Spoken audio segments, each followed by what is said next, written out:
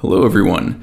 So today I have a quick little tutorial on creating a Flappy Bird game in Octave game engine, which is a cross-platform game engine that supports Windows, Linux, Android, GameCube, Wii, and 3DS, and possibly more platforms in the future. And to show you what the end result should be, I'm going to run a precompiled version right now.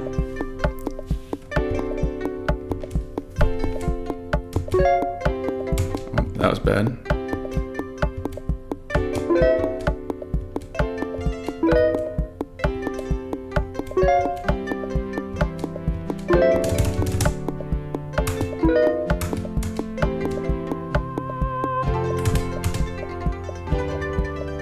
Yeah, so that's pretty much it. It's just a simple Flappy Bird game and it keeps track of your high score. And yeah. So let's close that. And let's just get started. So I'm going to be running this through Visual Studio. And if you are a C++ programmer, then I would encourage you to build the game engine from source and run it through Visual Studio, because you're probably going to hit a crash since it's still an early game engine that's in development. And I'm the only person who's used it so far. But if you run through Visual Studio, you'll be able to hit breakpoints, and you'll hit a call stack, and it'll be a lot easier to debug that way. So if you do run through Visual Studio, just some things to note: you probably want to run the debug editor configuration. You want to set standalone as your startup project, and you want to make sure that you have solution.dir as your working directory. Okay, let us hit the play button and open up the editor. Okay, so here we are.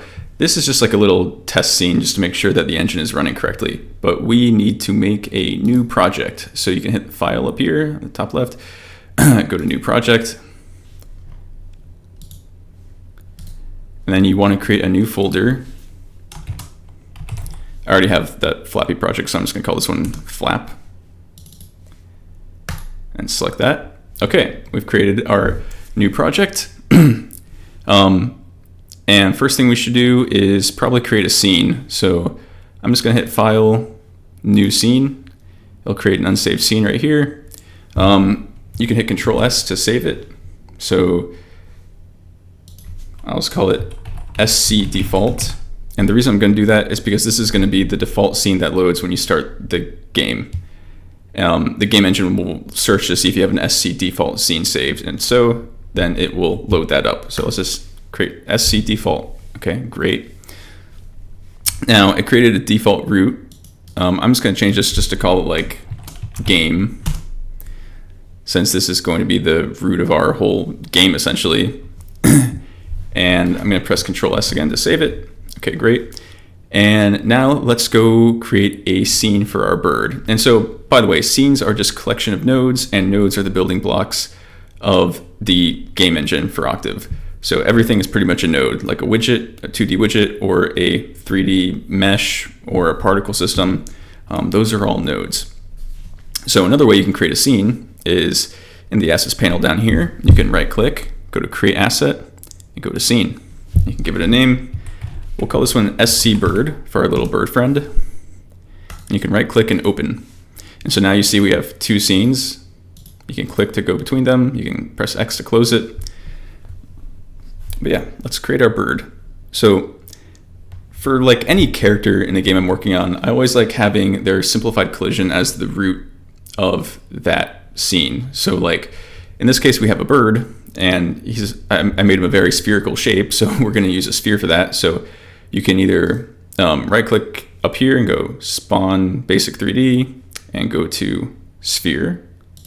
Another way you can do it is you can always hit Shift A if your mouse is in the viewport, or you can go world, spawn either node or spawn basic 3D. All different ways to spawn a node. So I'm going to rename the root node by right clicking, and it's going to call it bird. And he's already positioned at 0, 0, 0. Okay, good. And then let's create another node as a child, and this will be the mesh for the bird. So I'm going to go add node, 3D, and then skeletal mesh 3D. I'm just going to rename this mesh just to make it a little simpler. Okay, and if you're following along, you could just use a static mesh if you want, if you don't want to create a whole skeletal mesh, which can be an involved process if you're not used to it. But I already have a skeletal mesh, so I'm going to go ahead and import it. I'm going to go up, oops, sorry, I'm going to make a new folder. I'm going to call it models. And I'll create a bird folder. And then I will go import my bird mesh. So let me go to my drive, go to Flappy, bird, and I want this keyframed version right here.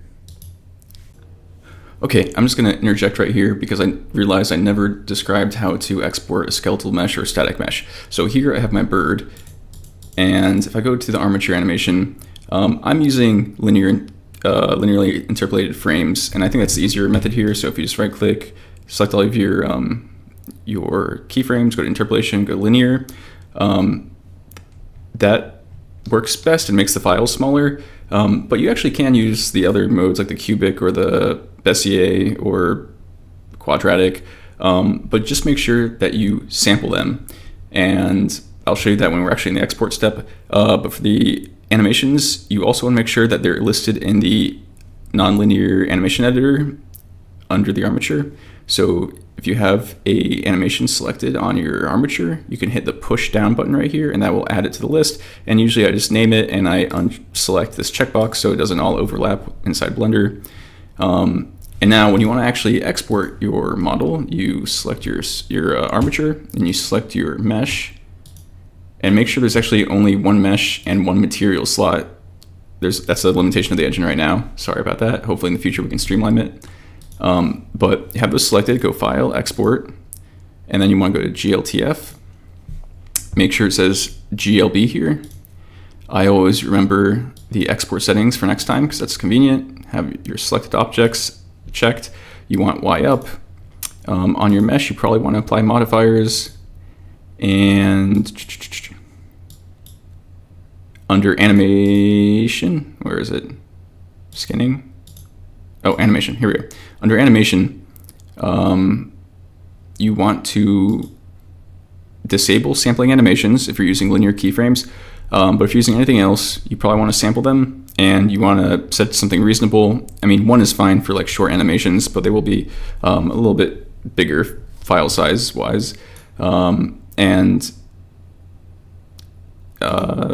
Yeah, that's pretty much it. Now for static meshes, you want to select your mesh. Again, only one material per mesh. You just want to go to Export, Collada for static meshes. You do Selection.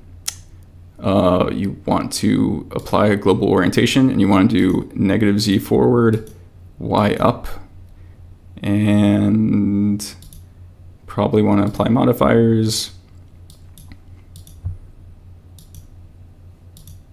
And yeah, that's pretty much it.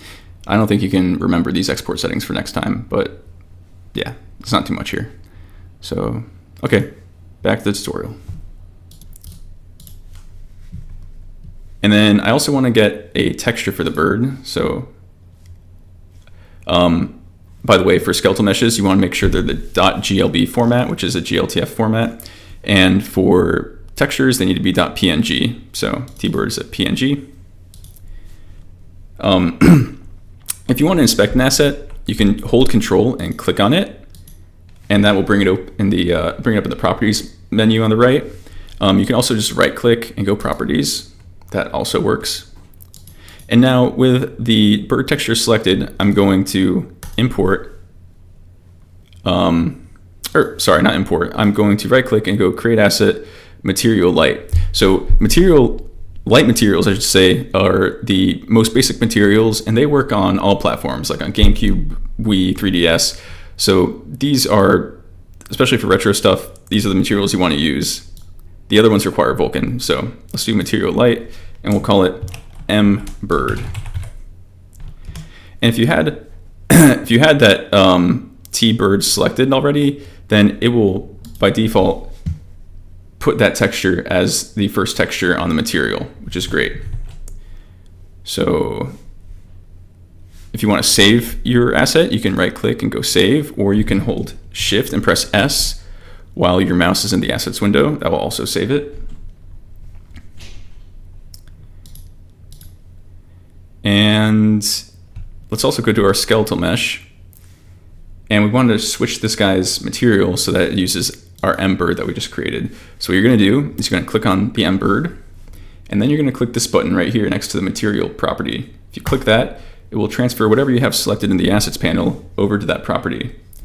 Okay, so that's looking good. Make sure you save your skeletal mesh so that the default material stays on it. And then now let's go back over here into the scene, click on the mesh, and let's go down until we find the skeletal mesh property. You can also collapse these little headers here. So if we just want to see the mesh properties, collapse all the rest. And then we have our SK bird selected. So let's hit this button to transfer it. Hey, there he is. So I'm going to save the scene now. You can hit Control S, and that will capture whatever you have in your window as into that scene file. And before we go any farther, I'm just going to go over some of the viewport controls. So right now it's kind of hard to see where we are because we only have one object in the scene. You can hit Control G to open up to spawn a grid.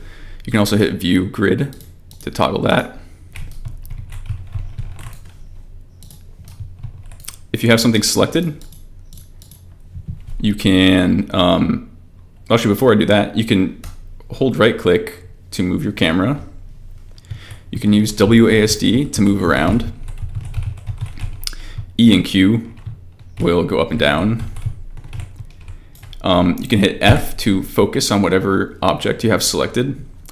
The mouse wheel will zoom in and out.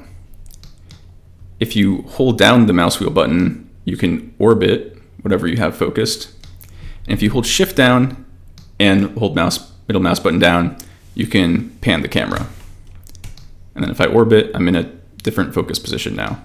So you can hit F to return back to whatever you have selected. There are some other hotkeys for going to the the side views. So if you hit 1, it will show you the front view. 3 on the numpad will take you to the side view. 7 will give you a top view. And if you hold Control down while you press those buttons, so Control 1 will give you a back view. Control 3 gives you the other side, and Control 7 will give you a bottom view. So these are actually the same hotkeys as Blender, and most of my hotkeys in this engine are the same as Blender. So if you know those, it will probably help you. If you hit 5 on the numpad, that'll toggle between orthographic and perspective view modes. And yeah, now let's talk about how to actually move objects and stuff and transform them. So if you click on an object, or a node I should say, and hit the G key, you can move it around in your view plane, that is. If you want to move it around along a specific axis, you can hit X while you are moving it, and that will lock it to the X axis. You can do the same thing for the Y or the Z axis. And if you right click during this time, it will abort the operation and set the transform back to whatever it was before. If you left click, it will lock in the transformation. And at this point, you can hit Control Z to undo your actions, and Control Shift Z to redo them. So that was grab, and then R is for rotate. If you just hit R, you can rotate it your node along the your view axis. If you hit X, it'll lock to X, Y, Y, and Z, Z. And so similarly for scale, S works for that, just like Blender. And if you hit X, you can scale along the X axis, Y, and Z. But just for the record, you probably shouldn't use uniform, or you probably shouldn't use non-uniform scaling as often as you can. Like, it's just a bad idea usually. Sometimes it's fine, but the engine enforces that if whatever node you're transforming or you're scaling, if that has a child, then the parent needs to have a uniform scale. So it won't matter if you set it to something non-uniform, it will just become uniform and only use the X component on the scale. Anyway, so I think that's pretty much all I want to talk about for now.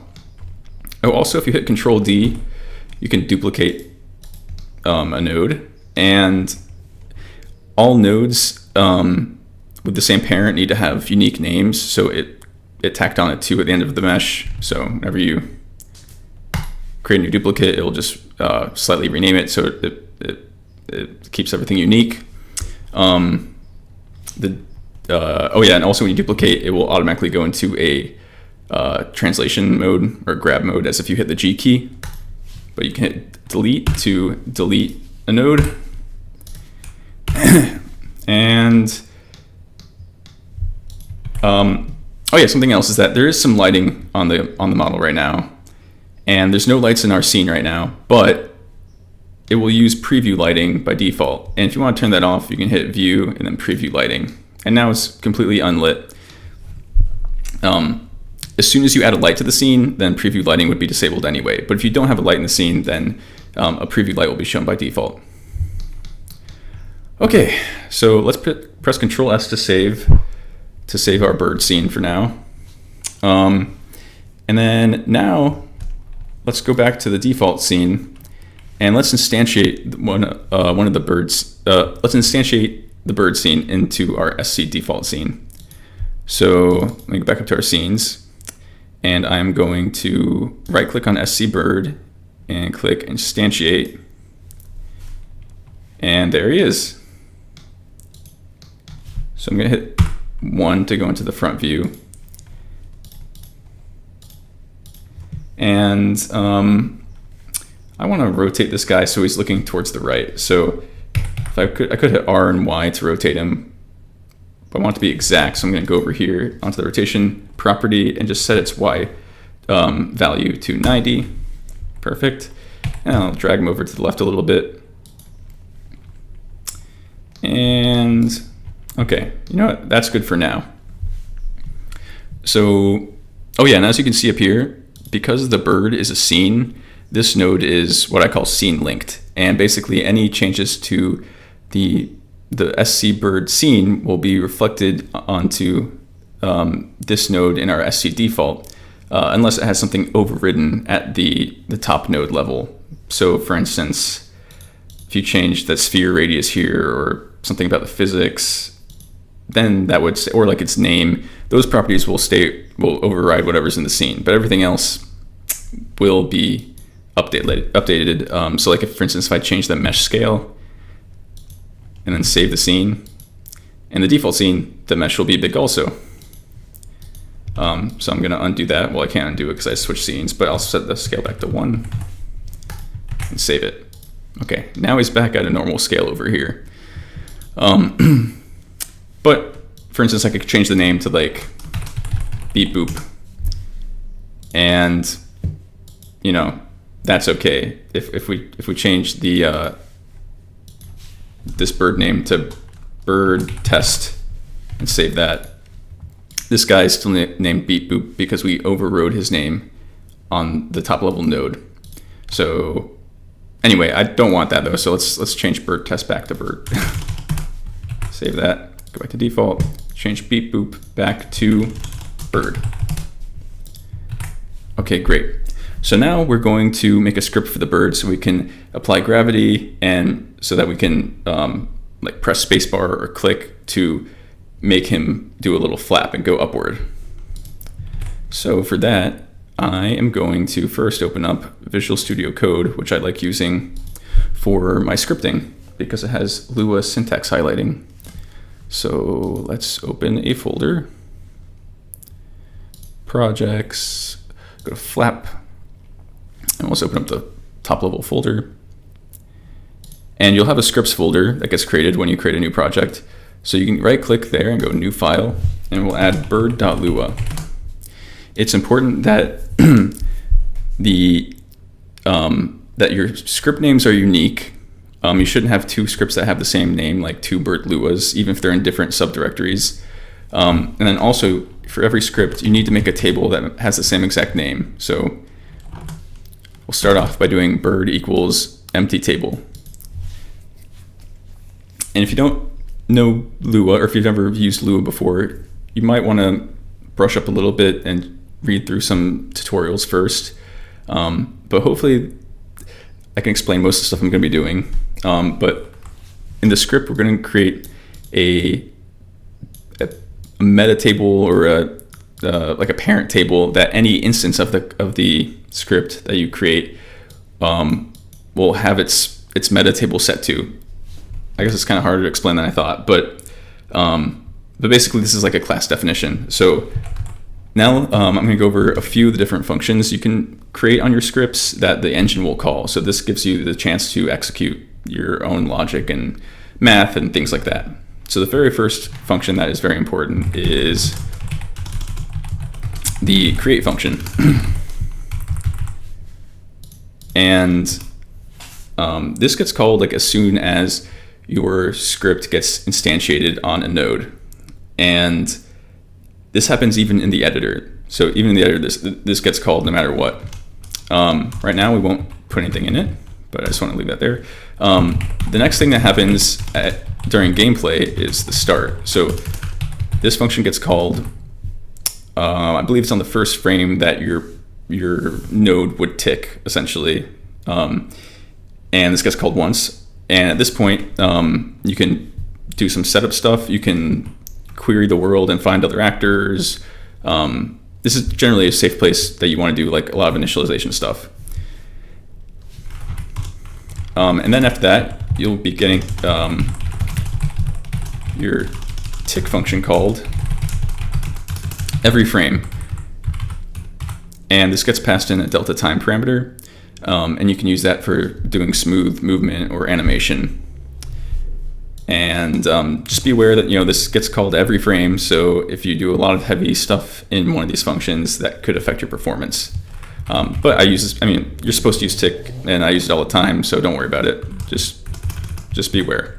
And then last one I want to talk about is stop. Yeah, and this gets called when your node is being destroyed.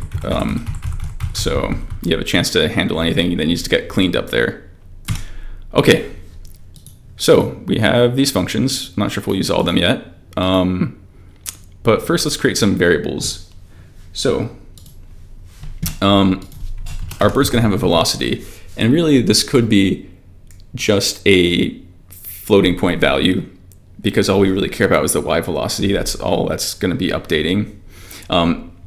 So we could use a floating point value, but I'd rather introduce the concept of vectors, which are used a lot in my engine, and it's a very important primitive type. So if I do self.velocity, velocity equals vec, this is going to create a new vector, and it's going to be initialized with all zeros.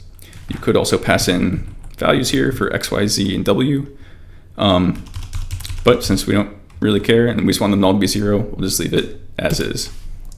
Then we can also give it a gravity value of how much we want the velocity to change over time. And I'll just set this to, I don't know, -50, which might not be physically realistic, but it's better for the gameplay I found. And then for one more variable to add, we want to basically get like a jump speed. Like whenever you press the spacebar or click, how much velocity should the bird gain? So I'll call it flap speed y, and we'll set that equal to 30.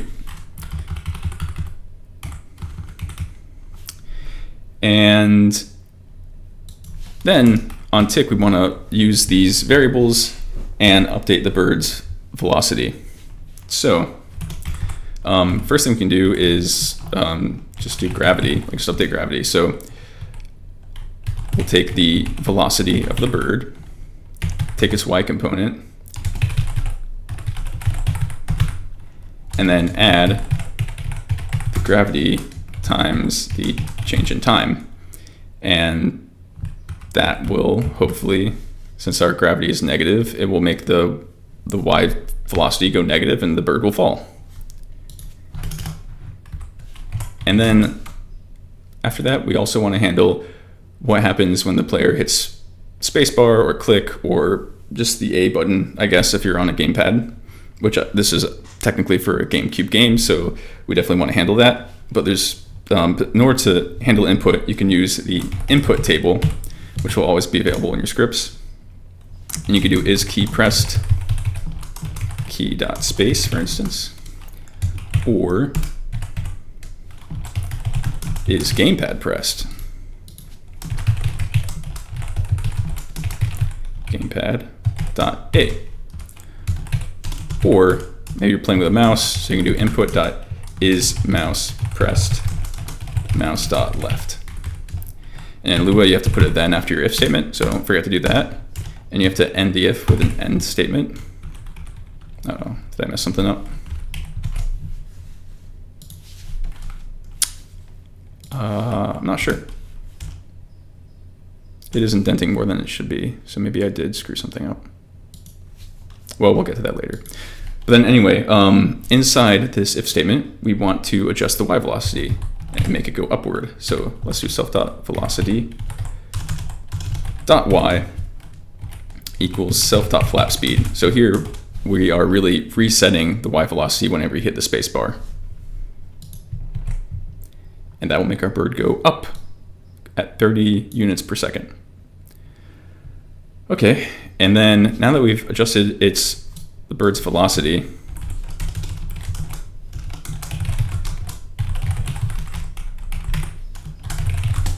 now we want to actually do the movement to move the sphere node that is the top level node on the bird. So at this point, we need to update position. So we'll find its new position, but it's and to get that, we'll first get its current position. So you can do self to get this node instance and do get world position. And in a second, I'll show you where to reference all of these functions and tables that you can use in Lua script. And you're not going to be happy about where I'm going to direct you, but we'll get there. Hold on. So we're going to get the world position, and then we're going to add to it. We're going to add the velocity of the bird. Of course, we want to multiply by delta time, so it's nice and smooth. And then finally, you want to set the world position.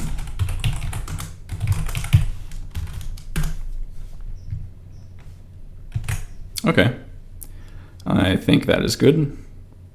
Let's see if I screw the script up. So you're going to go over to the editor.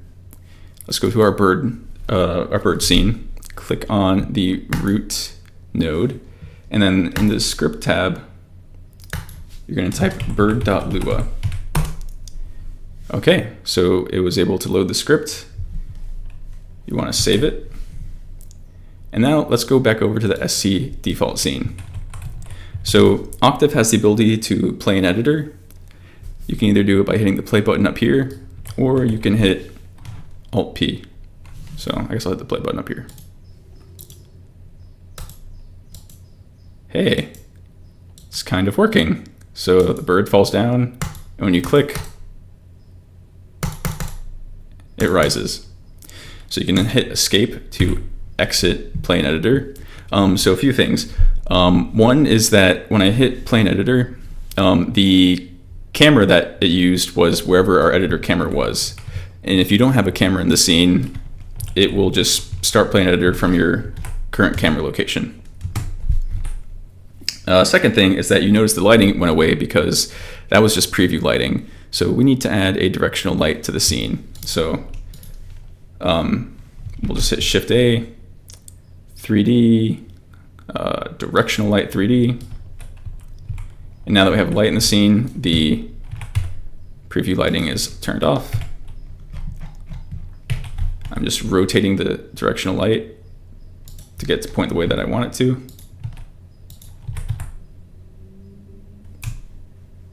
Oh, another little tip is you can hold Shift down while you're rotating, scaling, or translating to move slower.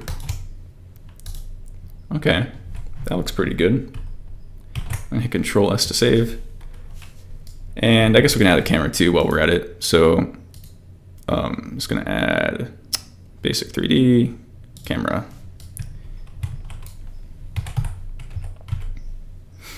And we'll push this guy back. Now the camera by default will be in perspective mode. And I'm not sure if this will work. We'll have to actually play the game to see what it looks like. So let me hit play.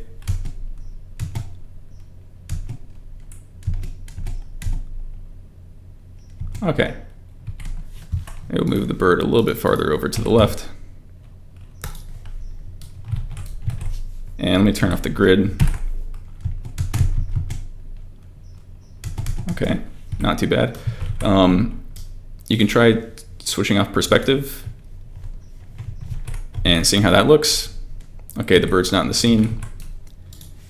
You'll have to adjust the ortho width to make it a little bit larger. Let's go like 20. Okay, he's showing up a little bit there. Like 24. Play again.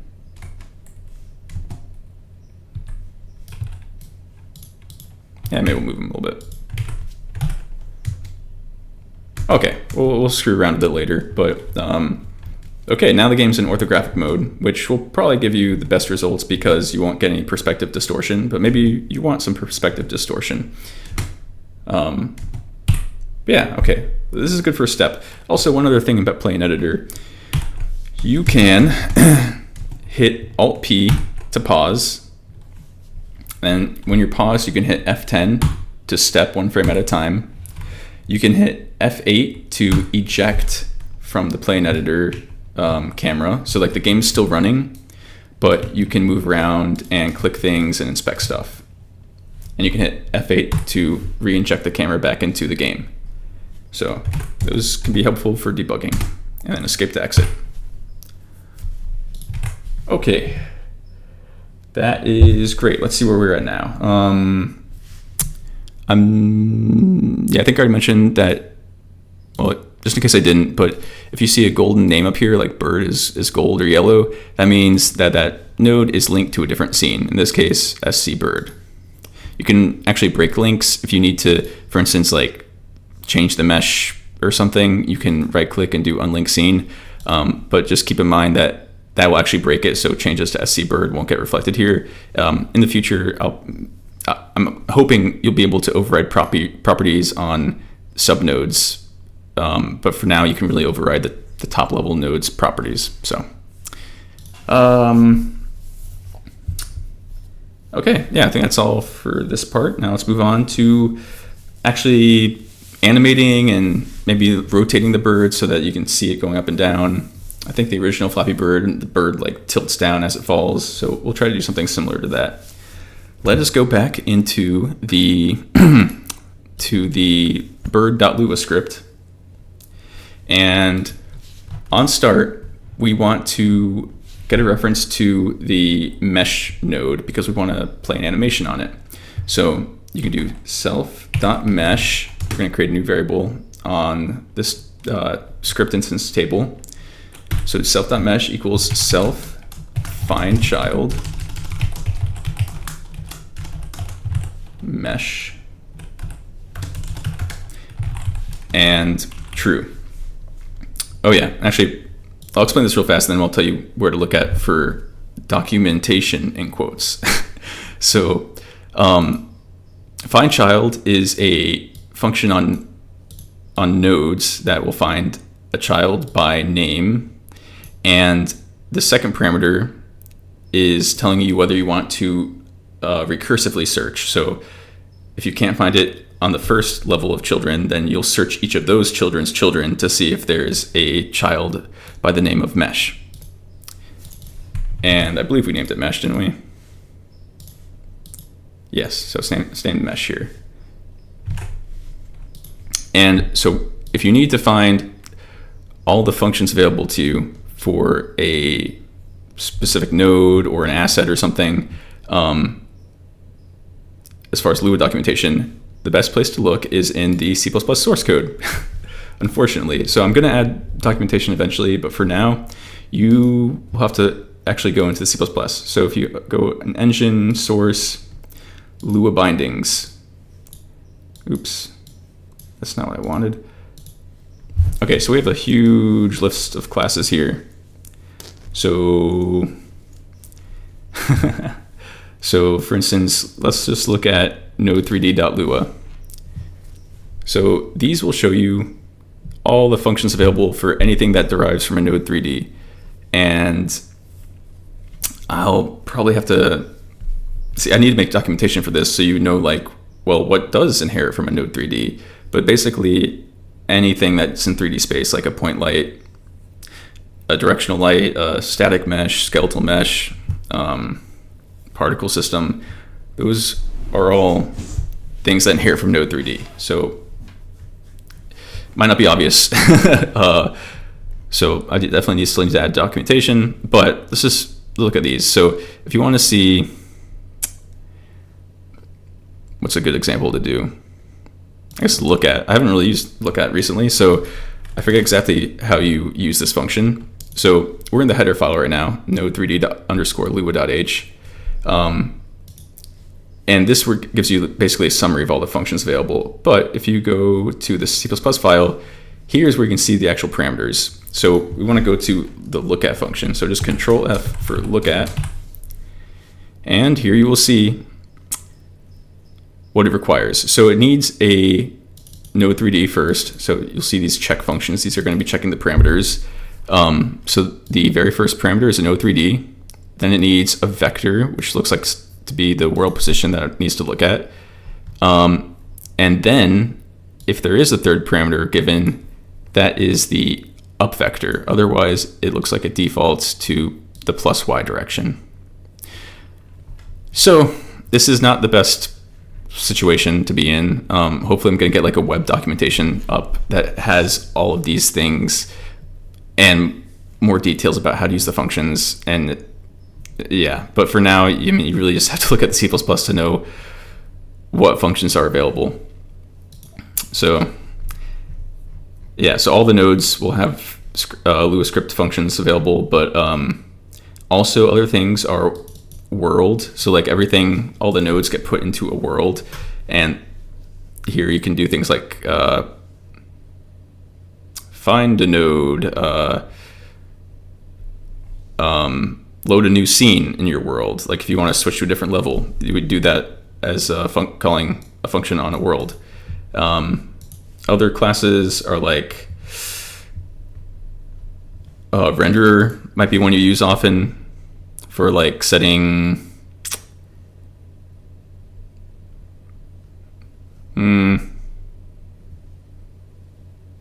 maybe you won't. Oh, you can add debug draws, debug lines. So anyway, I'm getting lost into all the details of the Lua scripting, but this is where you need to check for all the functions available. So I'm sorry about that, but it'll be fixed in the future. Whew, okay. So where were we? Oh yeah, we found the mesh that we want to animate, right? Well, once we have the mesh, we can call.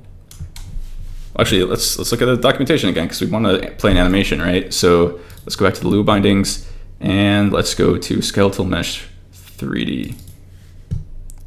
Oops, that's shadow mesh 3D. Skeletal mesh 3D. Yes, 3D is the node. Skeletal mesh, just regular skeletal mesh is the actual asset. Skeletal mesh 3D is the node. So here are all the functions we have. So it looks like we got play animation. So I'm just going to hit F12 while selecting that to go to the definition. And here we go. It needs a skeletal mesh component, of course, or a skeletal mesh node. And then it just needs an animation name. And then it looks like there's some optional parameters here for whether it loops, the speed it plays at, the weight of the animation if you're playing multiple animations on top of each other, and the priority of that animation. So we just need to make sure it loops, but we'll specify all these just to be safe because we want to play an idle animation. And actually, something we should put is the priority, because what we're going to do is we're going to be playing an idle animation and then play a flap animation on top of that whenever the player hits the spacebar or the A button. So let's do self.mesh, and then you need to use a colon here because the first parameter it's requesting is the skeletal mesh 3D. And if you do this colon here, when you're calling a function, that will pass this thing as itself as the first parameter. It's something very common, and it kind of emulates object-oriented programming. So I'll do self.mesh colon play animation idle. That's the name of the animation.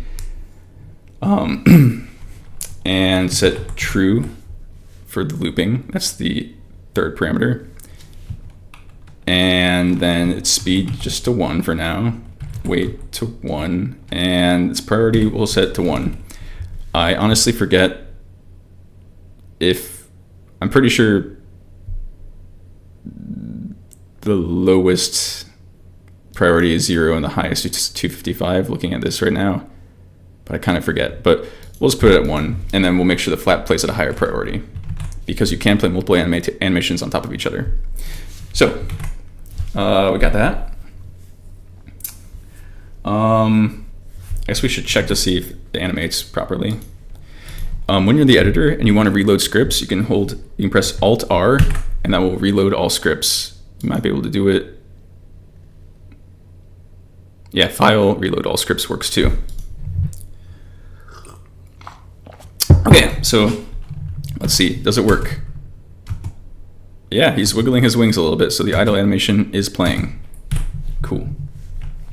Let's go back to bird.lua. Oh, I should also maybe zoom in a little bit.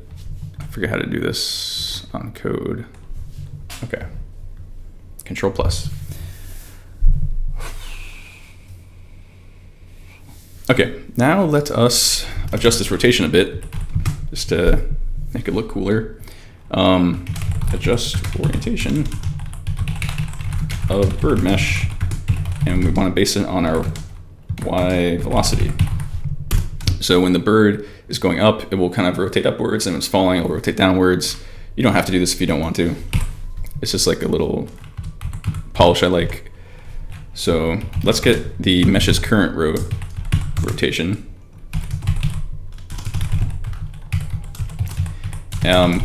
When you use get rotation, that will get you your local rotation. If you put get world, that will do it in world space.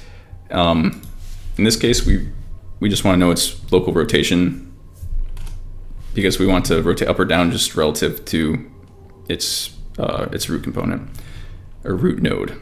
Sorry, the engine used to be a component actor system, but I switched over to using nodes, so I'm still not used to saying the word node yet. But okay, so we got its rotation, and then let's just like figure out. I'm going to create a variable called pitch alpha, which is just like the how pitched should it be? Should it be up or down? And then I'm going to want to make sure this gets clamped between say 0 and 1, and to figure out the pitch intensity, I'll do like velocity.y divided by some number. I mean, you have to play around with this basically to get it to rotate how you want. Play around with the math. You might have to offset it a little bit, like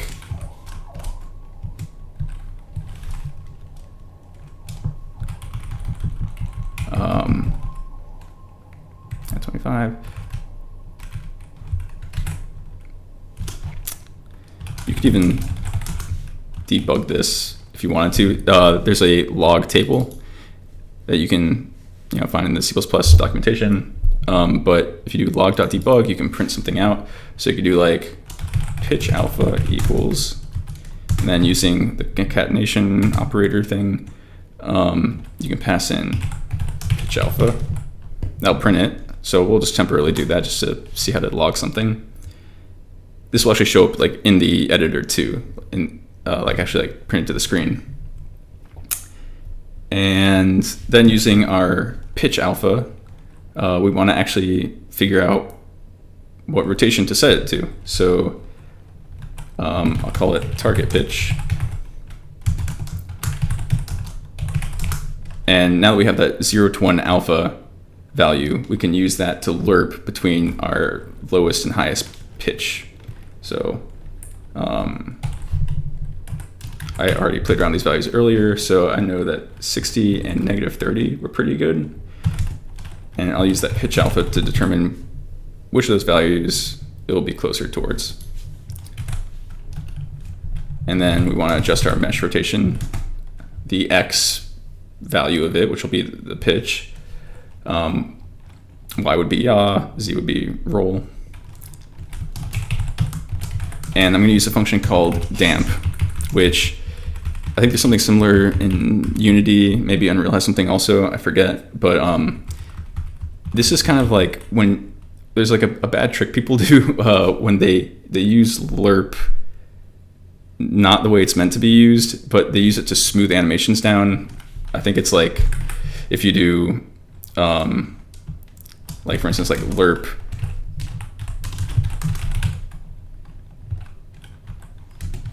and then you use like as the source of that lerp, you use the same thing you're setting it to, and then you set to like 30 or whatever, and then you pass in delta time. Or no, you use like some very small values. Anyway, this is a hack. Don't do this. But it lets you smoothly transition a value. But if you use damp, it'll do that so that it is not frame dependent. The biggest thing about using that hack is that you're not factoring the delta time value. And so if you're on a platform that's running slower, it will take longer to update it to that correct value. It's generally not what you want. So you can use the damp function.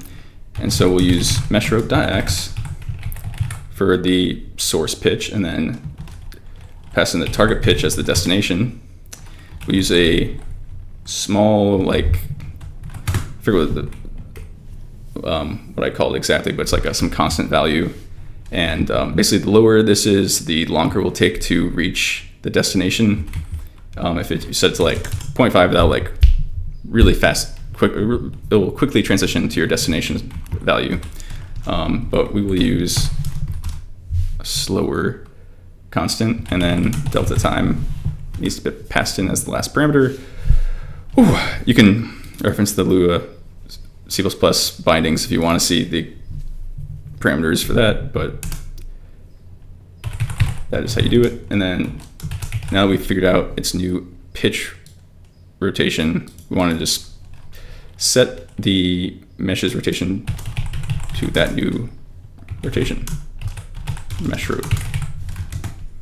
All right, so don't worry if like you didn't understand this, because I kind of did not explain it well enough. But this is just adding the rotation to the bird. And I guess we can see if this worked.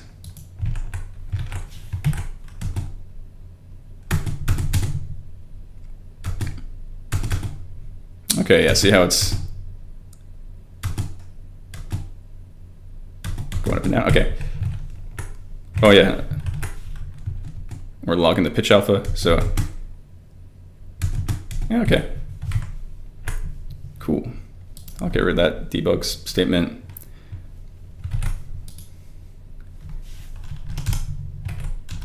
And so we have control over our bird now. That is great.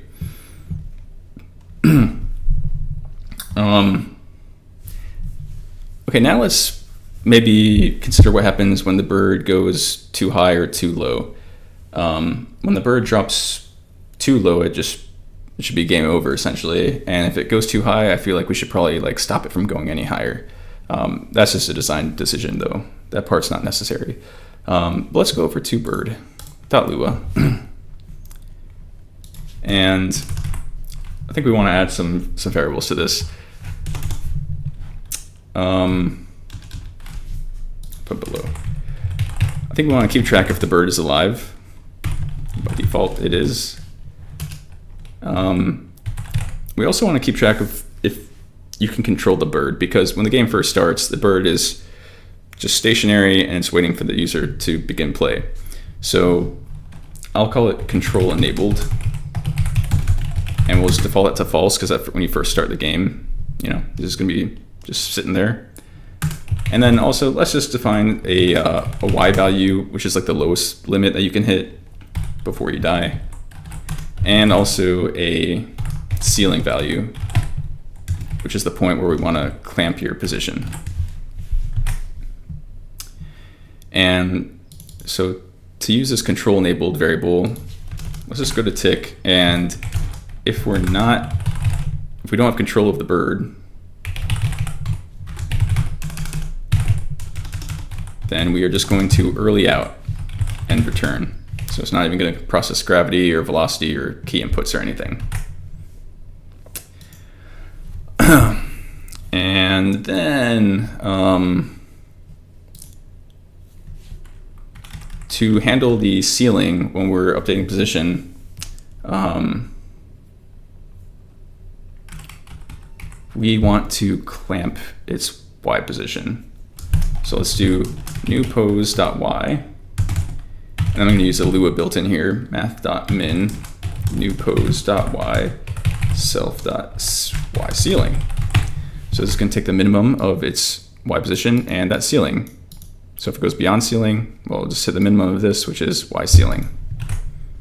Okay, and then also, if it goes too low, we just want to kill the bird, so, or game over essentially. So we'll do if new pose.y is less than or equal to self.y floor, then we want to kill the bird. So I'm going to call self.kill. So we need to implement a function called kill to handle when this to handle what to do if you die. And we can add it. Now let's put below stop function bird kill. Well, when we die, we want to set alive to false, disable control, and also I think we want to just pause the animation. So if we do self.mesh, which we already got up in start, we found that node. We'll do self.mesh and then set animation paused to true. You can find that in the skeletal mesh Lua, skeletal mesh 3D underscore Lua.cpp file. And then, so we'll do this when the bird dies, but then when you start a new game, we also need to like reset everything. So we'll do bird reset, where you need to set alive to true again. Control enabled. So I'm thinking the game is going to take place in three parts. Basically, there's the waiting phase, which is the first phase, where the bird's just idling there, not moving at all. As soon as the player touches the screen or hits the A button, then it transitions to the playing state, and then once you die, you're in the game over state. So when we reset, we wanted to put it back into the waiting for user to press a button state. So we'll do self.control enabled equals false.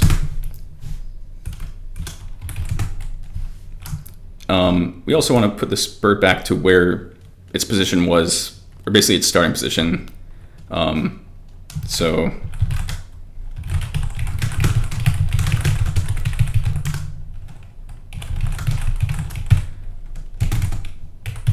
we're going to get the bird's position, which, you know, we moved it over a little bit on the x-axis. We moved over to the left. So we want to make sure that stays where it is. So we'll do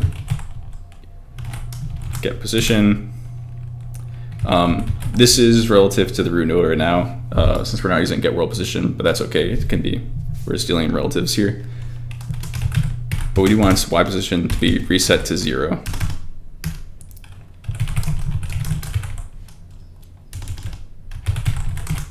And we'll set its position to that reset position. So basically zeroing out the y position. Also, we want to straighten out the mesh so that's facing forward again. It's not like tilted up or down. So reset mesh rotation.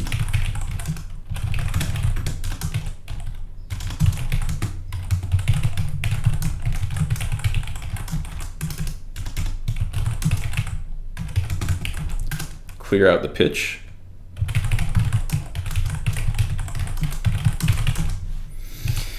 Nice. And lastly, we need to resume animation. So resume its idle animation.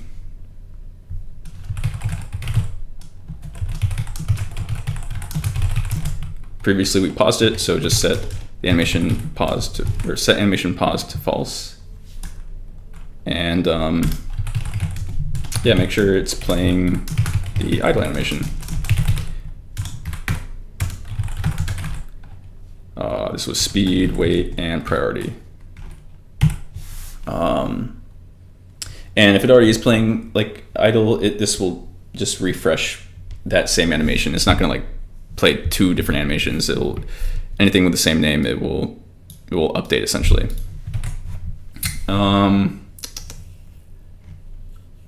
Okay, I think that part's good. So we do mark when the bird is alive and dead, and control enabled and disabled and whatnot. So now I think we should create another script to manage the game state, like a higher level of kind of like what I was talking about, where we have 3 different states. So I'll create something called game state Lua.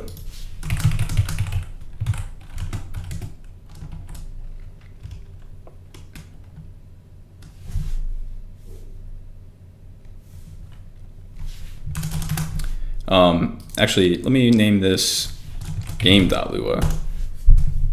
But we do want to create that concept of a game state. So we'll kind of create like an enumeration here. And we'll make the first state the waiting state, then the playing state will be the next one, and finished, or game over. Perfect. And so we're going to put this game.lua script on a node. So because we're doing that, we need to make sure that there is a game table defined. And let's give it a create function. Well, what should the game keep track of? Well, its state for sure. Should we just define those states? So we want to default it to the waiting state. And then also we want to keep track of a score too. So let's just do self.score equals 0. That makes sense. We'll add a start function. And the game probably needs to keep track of the bird. So let's give it self.bird. It's a member variable. And we can search for the bird, which may or may not be a child of this node, because it depends on where we put the game.lua script. I think I might put it on the root node that we created in the SC default scene. But even if it's not, what you can do is you can do self.world, which gives you a reference to the world that this node is, or this script is being run in. And now you can invoke any of the world functions. So you can do find node bird. You can search by name, and hopefully it finds something there. It will give you a Lua error if you try if you try invoking a function on a nil value. So if self.world :find node didn't find a bird, this will be nil, and you'll run into an error later. If you wanted to, you could like check if not bird, or you could do if bird equals nil, then can't find bird. Okay, so hopefully we don't hit that.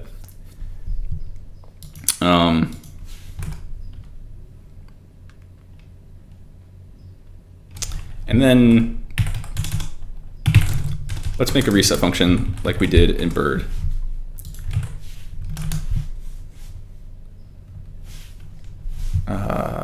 I'll make it a function game reset. So what is reset going to do? Well, it's going to set the state back to game state waiting.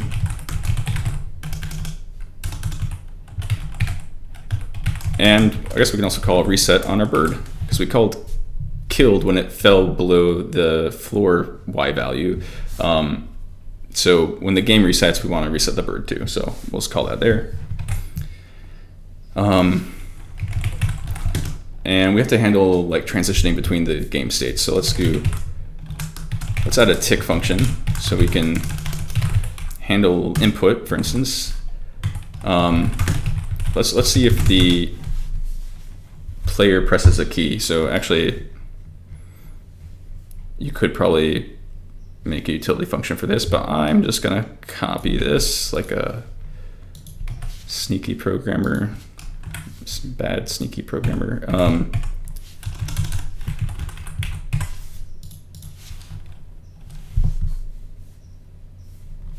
And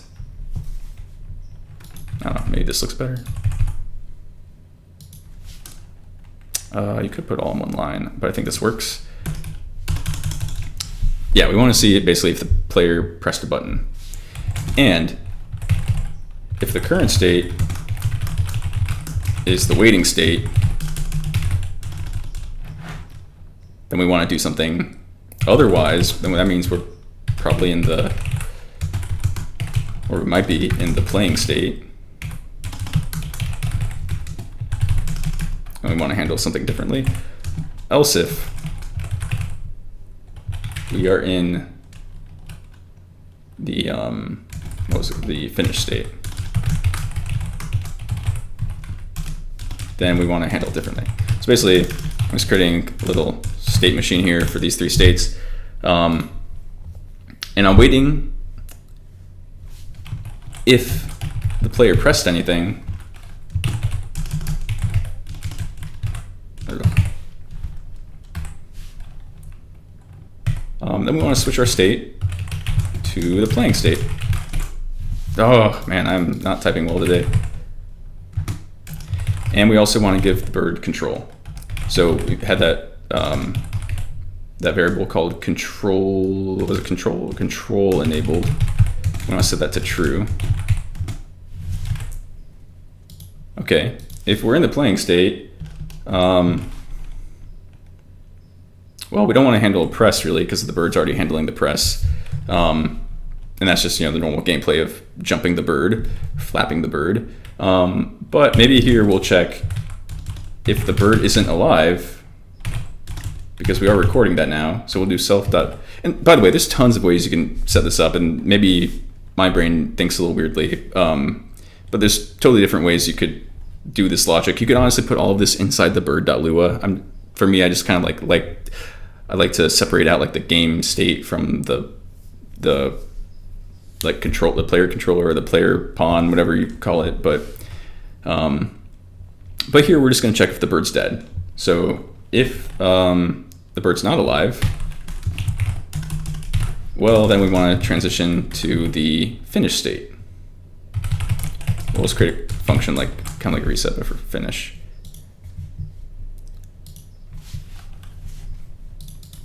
Yeah, I'll put it right here. So function game finish function, and we'll set the state to finished here.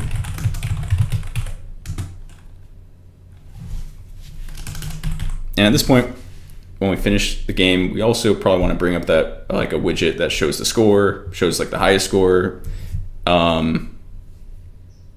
I think that's actually it, but we'll have to do that.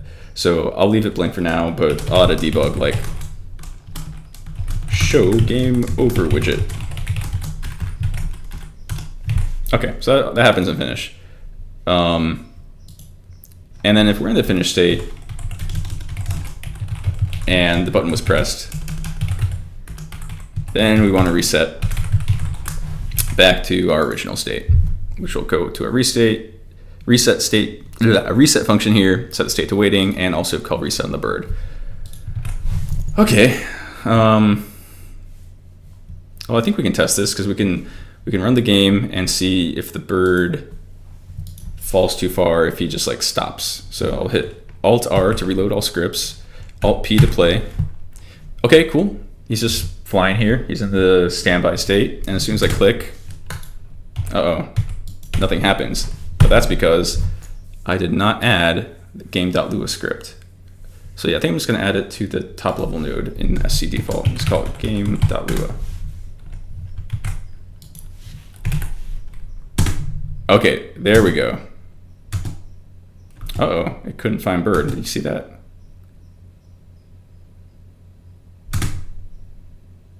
Oh, but it looks like it did because it reset the bird and everything.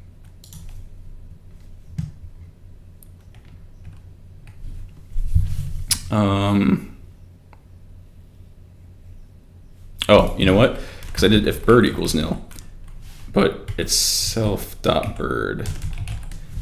So here it was checking just a global name bird. So like by default, it's, yeah, by default, if you don't put just like not self in front of it, then it's going to check for a global. So make sure you put self if you're dealing with a member variable. And if I reload the script, okay, there we go.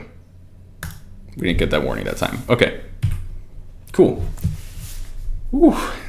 Now let's move on to, we want to get pipes scrolling across. Those are the obstacles. So let's create the script first, and then we'll create the scenes for it. Okay. I'm going to create a pipe scroller Lua class. Pipe scroller.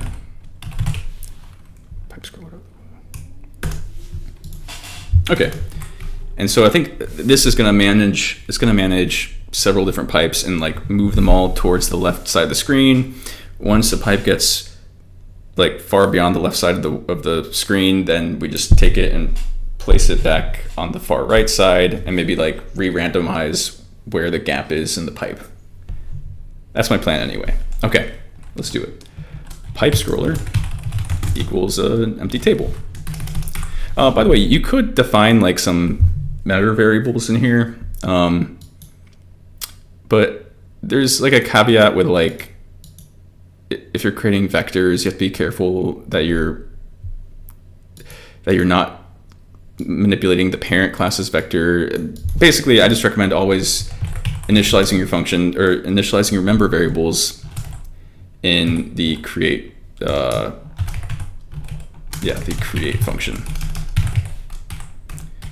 So let's think, what do we need for this pipe scroller? Well, we want to be able to stop it. So if self.scroll enabled is false, then we don't want to be scrolling it. So like during the waiting state, we don't want to scroll the pipes. Probably needs a scroll speed. How about a pipe spacing? So how much space is in between each set of pipes? These are numbers I've played around with earlier, so you might have to play around with them yourself, or you can experiment with yourself. You can experiment with these values. Pipe gap is the space in between, like the top and bottom of the pipe, or the lower pipe and the upper pipe. We'll make num pipes, which is like the number of pipes we want to keep track of in this array of pipes that are going to be scrolling to the left. So I think 5 is a good number.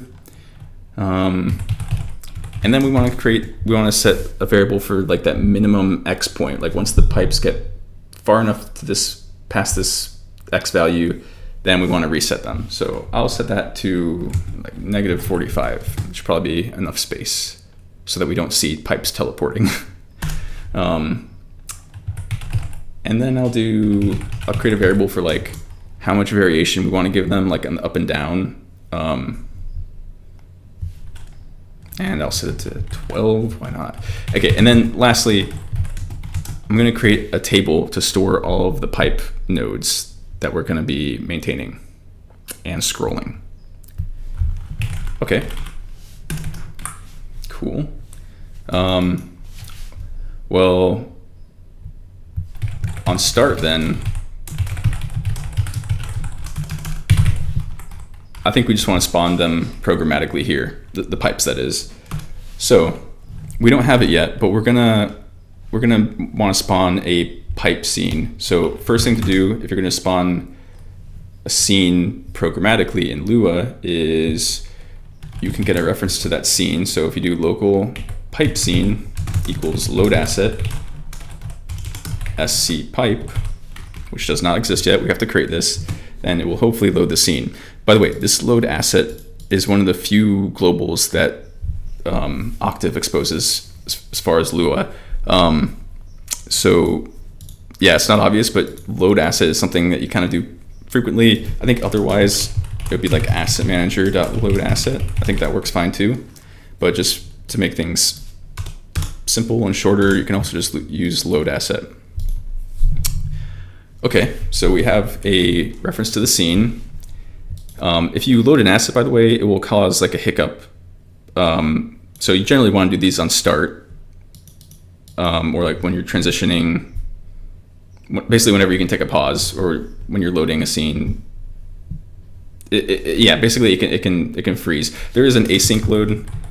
I think it's called async load asset, which is a little more advanced, but that's how you can load something while you're running and not hiccup. But that's advanced stuff. So we have our pipe scene, and now we want to instantiate the pipe, or like 5 sets of the pipes.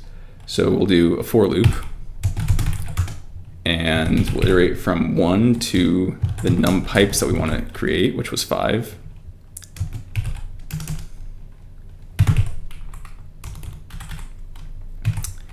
And we'll create a pipe. So you can do pipe scene instantiate, and that will hopefully create an instance of our pipe, and it will return that node. And it should play, oh wait, does this, oh yeah, so if you do scene colon instantiate, that will instantiate it, but it won't like add it to your scene or anything yet. So what we'll do is we'll add that pipe as a child of this node. And then we also want to insert it into our table of pipes. I guess you could just, if all of your children were pipes, which they probably are going to be, you could just iterate over your children because there's functions to do that, but this just makes it easier. Let's just keep track of our pipes. Table.insert. We're inserting into our pipes table. That's our new pipe. Okay. Okay. We'll worry about positioning them after this, but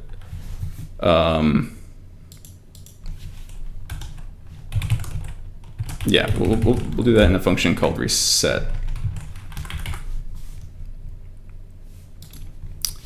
So I'll go create that function, pipe scroller reset.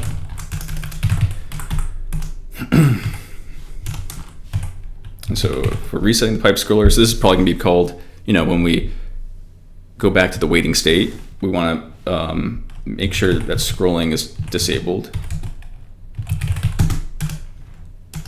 And let's reposition the pipes. In the case, when we're first playing the game, it will be positioning them for the first time. So let's just iterate over our pipes again. Get the pipe from our table. And then let's figure out its X and Y position. And by the way, I haven't shown you what the pipe meshes look like, but they are very, very, very long. So they will go past the edges of the screen, and I'm just relying on that so I can move them up and down and make sure that they touch the bottom of the screen. You'll see in a little bit. But for the X position, let's just set it to the index times that pipe spacing variable we created earlier. So pipe spacing set to 35. Okay. And then for the Y, let's set it to a random value because we want to get some variation, right? So math.randrange. This you can find in math_lua, but this is a table that holds just a bunch of math functions, including random number generation. So you can do randrange for a floating point random number between two limits. So we'll do negative self.variation.y and then positive self.variation.y. And now that we have the x and y figured out, now we'll actually call set position on the pipe.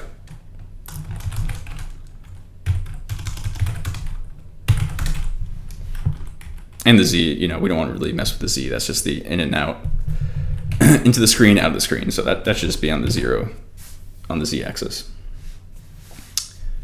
Okay. So we position them properly, at least their starting positions. But now let's think about actually scrolling them. So we'll create a tick function so we can process this on frame, or every frame.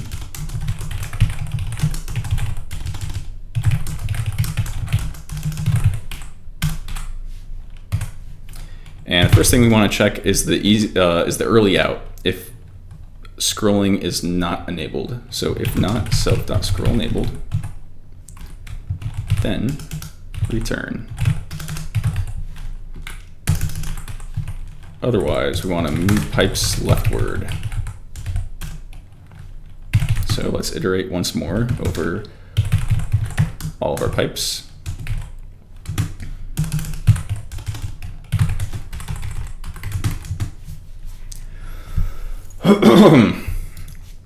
Sorry, I need a drink of water.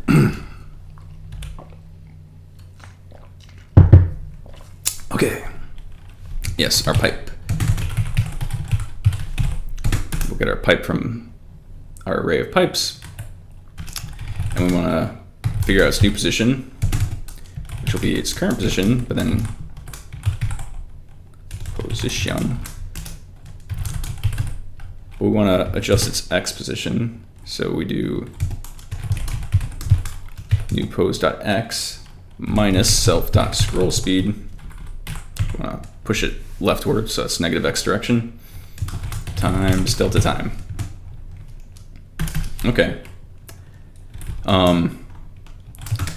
If pipe moves too far left, we want to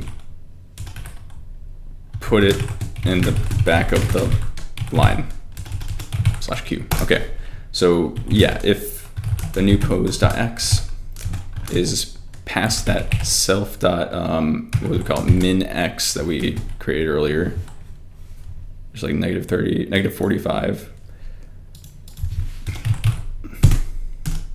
Yeah, then we want to make its new x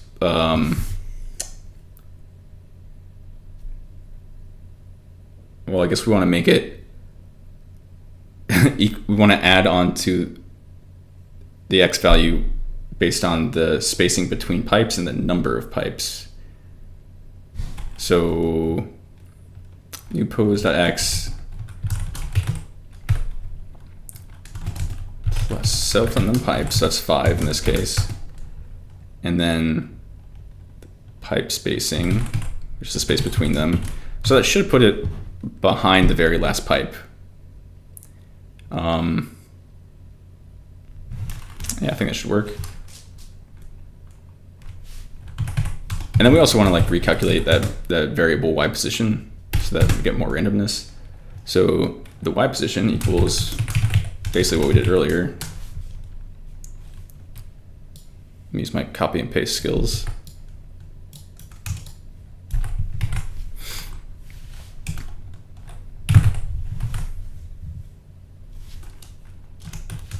And okay, we figured out its new position now. It's either moving farther left or it gets reset. So now we call self colon set position new pose. Okay.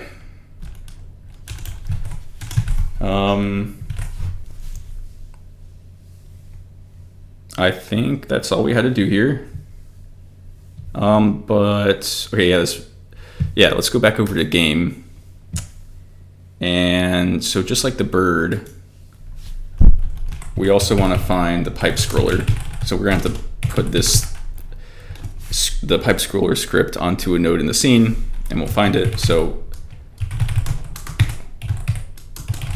we'll try to call pipe scroller. And then inside the reset function,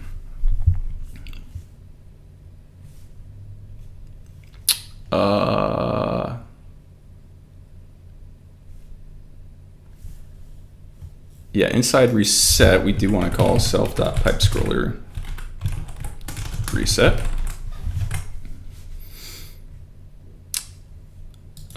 Here in finish, we want to stop scrolling.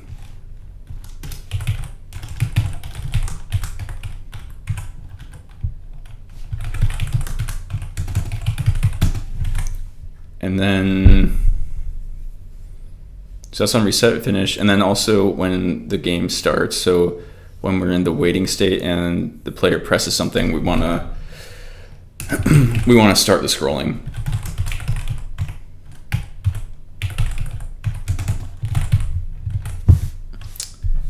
That equals true.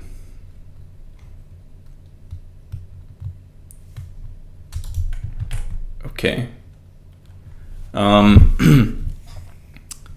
And okay, we'll do one more thing while we're here, while we're working in the code. So what we want to happen is when the bird overlaps the pipe, it needs to die. So in your scripts, if you add a begin overlap function, then it will get invoked whenever this node, or actually any other child of this node, overlaps with something else, if it has overlaps enabled. And I'll show how to set that up in just a second. But let's assume the bird overlaps with something. So first we want to just check that this object is actually the bird.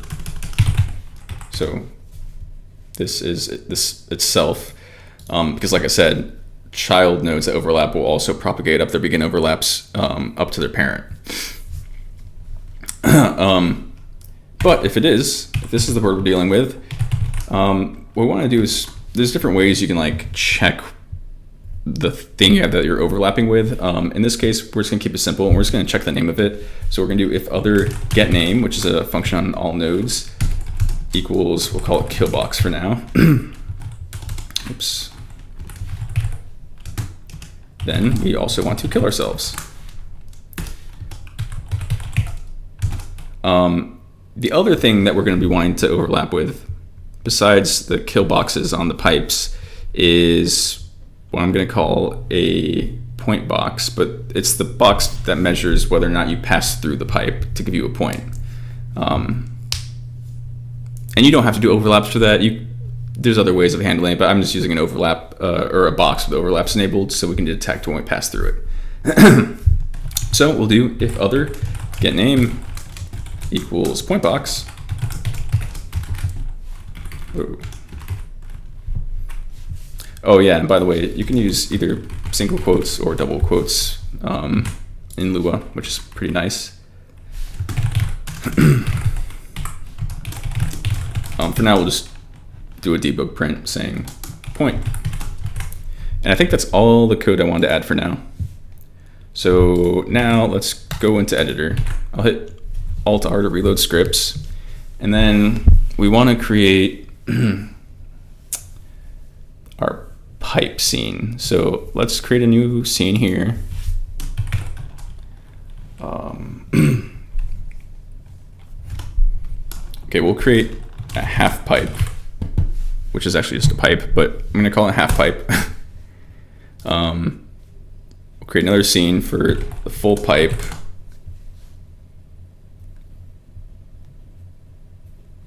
And our pipe spawner will spawn the full pipes, like the up and the bottom, or the top and the bottom pipes. But for the half pipe, it's just going to be one of them. So let's open up the scene.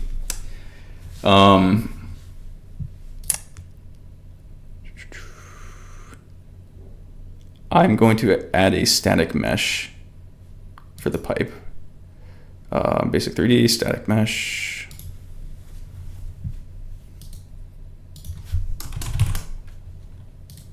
I'll call it this half pipe, right? So we'll call it half pipe.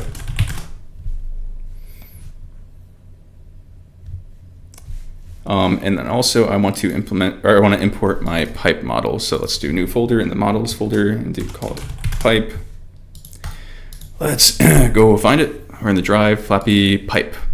So I'll import the texture first, which is a very simple texture, I believe. Yeah, look at that. Green and black. Cool, cool, cool. Then if you hit Control M, you can create a material. And I had the texture selected, so it creates a material with that texture already hooked up. Otherwise, you can right click, do create asset, material, light.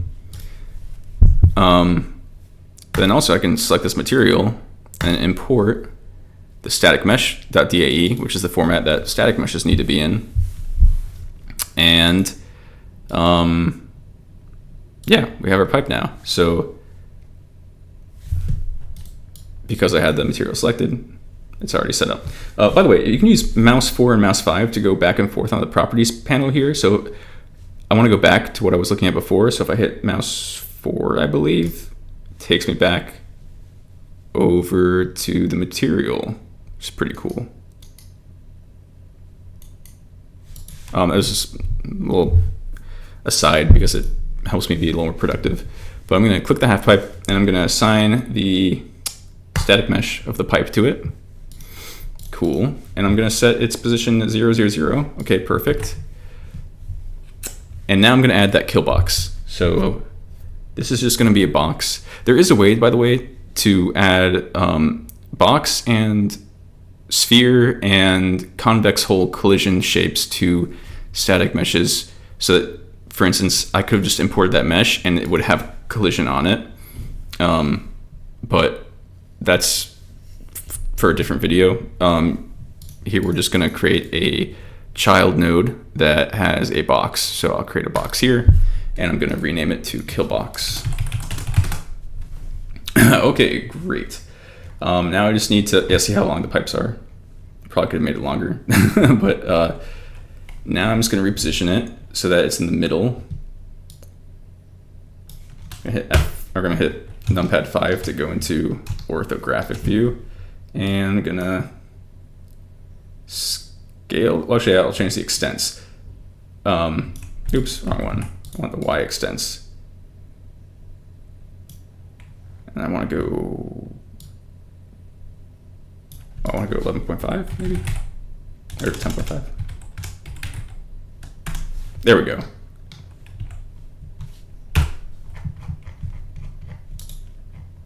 Now we got pipe with the box, and I want to click on the box, and I want to go into the primitives tab, and I want to enable overlaps. And I think for now, I'll leave the collision group at mask as default. Yeah, that's a little more advanced. I'll just turn overlaps on. And there's a debug visualization for collision mode. So if you hit K on your keyboard while your mouse is in the viewport, it'll show you collision highlighting. So green means overlaps. I think red means collision and blue means physics. And so any combination of those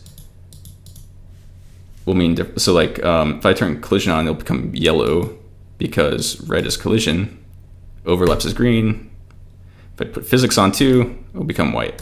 Anyway, it's just a way you can see the collision of objects in your scene.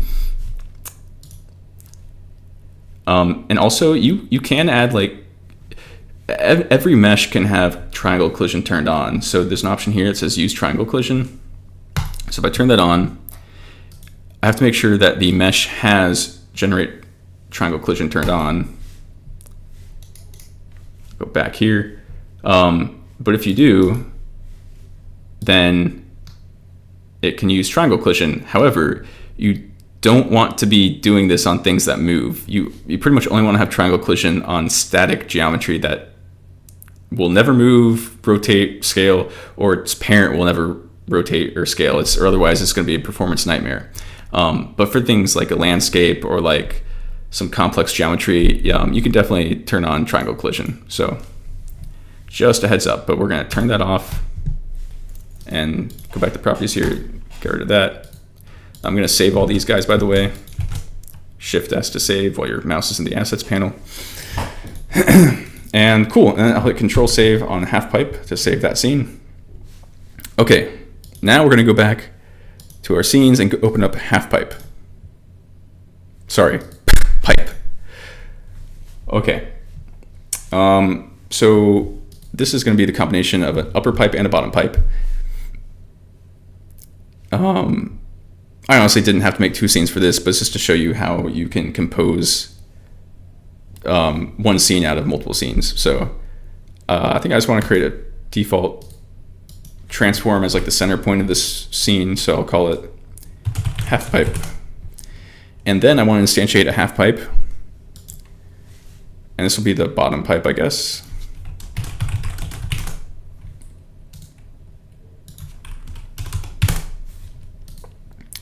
And I'll duplicate it and call this one top pipe.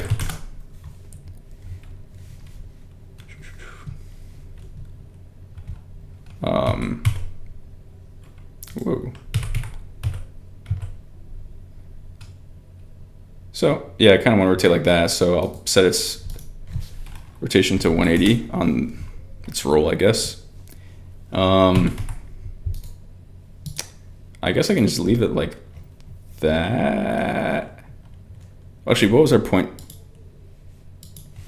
Let me go back to the pipe gap. Am I using this? I forget. Oh, I'm not using it. I was planning on using that. I guess I didn't. In that case, we'll just move it. I'll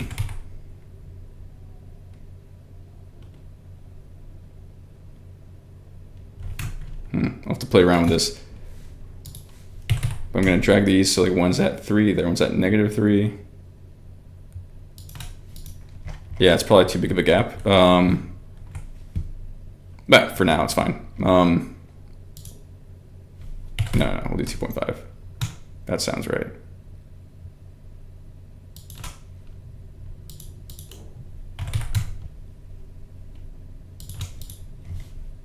Yeah, okay. And then we have the bottom pipe, the top pipe, and now we need that point box I was talking about. So let's create a new box. Box. And it's very important we call it point box, just like killbox is called killbox, because we're testing the name to figure out what to do when we overlap. This guy also needs overlaps enabled. And then I just need to adjust its extents, or you can also adjust its scale. So I'll just do that.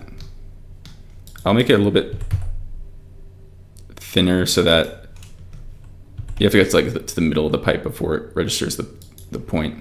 Maybe I'll scooch it over just a little bit to the right.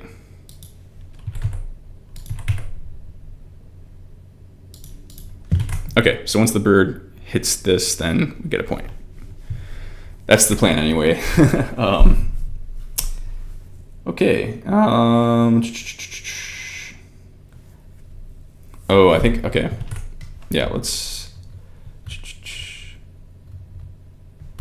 go back to our default scene. Let me turn off collision visualization with K. Oh, by the way, Z lets you go into wireframe. I'm not sure if I said that yet, but sometimes that can be helpful. And now we need to create a node to store a pipe scroller script. So let's go node, do node 3D, call it pipe scroller, and we just want to assign pipe scroller. By the way, a little word on the script parameters here, or the script properties on nodes. You don't have to put the .lua, but you can. And also, if you have different directories, like different folders, you'll need to make sure you put the full path. Even though all Lua scripts need to be basically unique, the names have to be unique. Right now, it's just not set up so you can just put the name. You actually have to put the path. So like if you had like a monsters folder with monster scripts inside, like you'd have to do like monster/goblin.lua. Otherwise I wouldn't find it. But everything is just in our root scripts directory. So let's do pipe scroller.lua. Cool.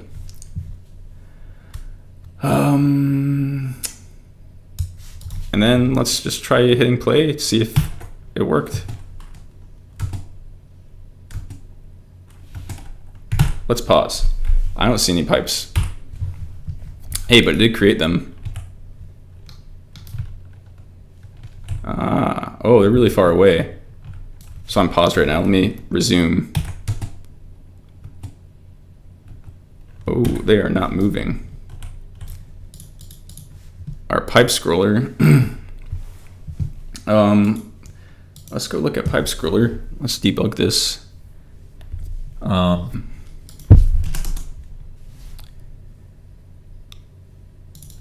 Just make sure this function is correct. Pipe scroller colon tick delta time, that is correct.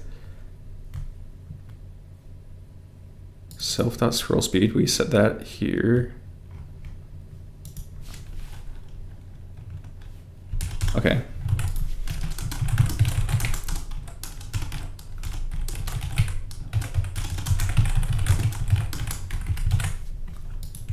Let's see if we ever hit this. So go back here, hit Alt-R to reload.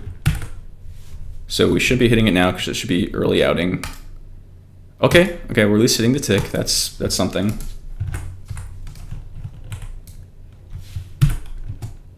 Oh. Not sure if you could see that.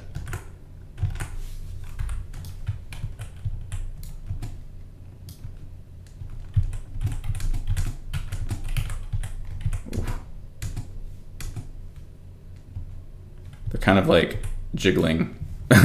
Okay, so I screwed something up.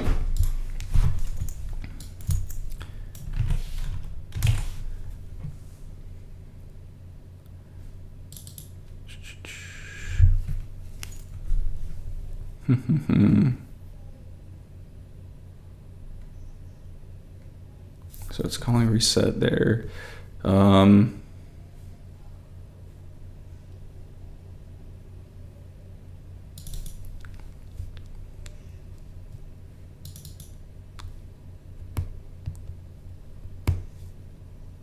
Well, the variation seems to be being randomized correctly. Oh. Well, this doesn't look correct. We don't want to call self set position. We want to call pipe set position, because self would be the pipe scroller, which we don't really want to move the scroller itself. I mean, you could set up to do that way. You could scroll the pipe scroller object and everything moves with that, but the way we're setting up here, we're actually scrolling the individual pipes, and when a pipe gets too far, then we update its position to put it to the back of the line. So yes, we're actually moving the pipes here, not the pipe scroller itself. This is just like a holder for the script, basically. So maybe that's the problem. Let's see. Alt-R to reload scripts. Press play.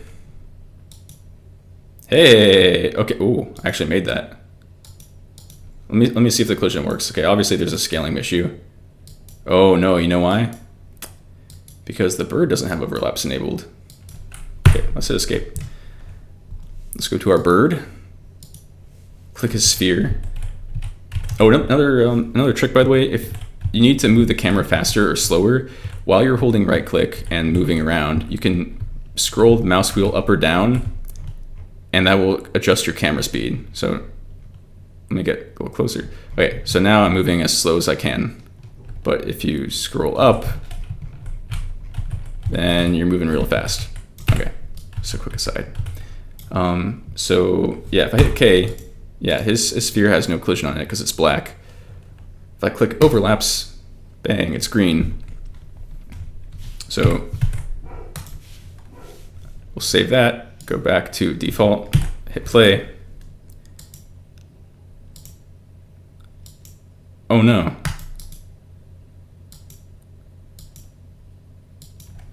Oh, you know what? It might be. Let me. Oh no, okay. Our bird does have overlaps enabled. That is good. Well, let's play the game with collision enabled. Okay. Well, they all have overlaps, and it looks, oh, whoops. I didn't set the pipe scroller at 0, 0, did I? Oh, I did. Is the bird at 0, 0? Oh no, I want the bird to be at 0 on the z-axis. Yeah, that's like the in and out of the screen axis. Okay, so now let's play. Please overlap.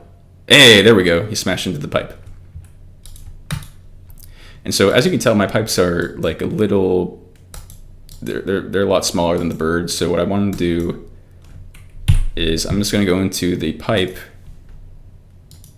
Oh, rename this to pipe and set its scale to 2.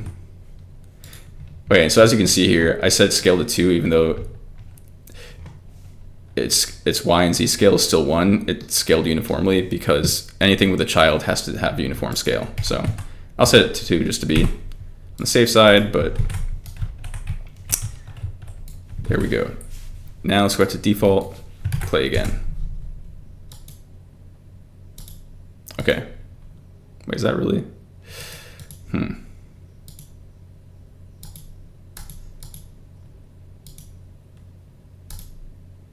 Hey, I made it through.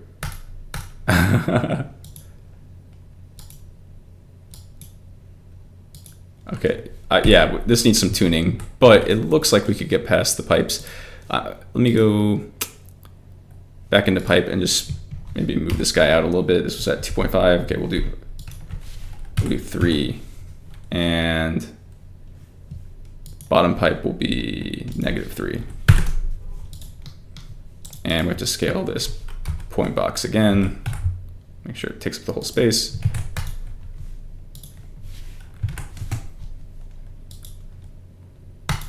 Hey, I can fly through those now.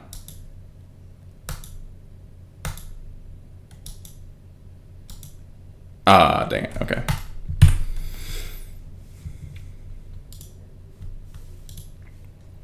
Okay, cool. So we have the pipes scrolling and you hit them and it gives you the game over. Well, it ends your run. So now let's try to keep track of the score. Whenever we hit that point box, we need to increment the score, and we already have the code set up there somewhat. Let's go over to game, and we want to keep track of the high score so you don't forget how good you did. So we'll set that to 0 also on create.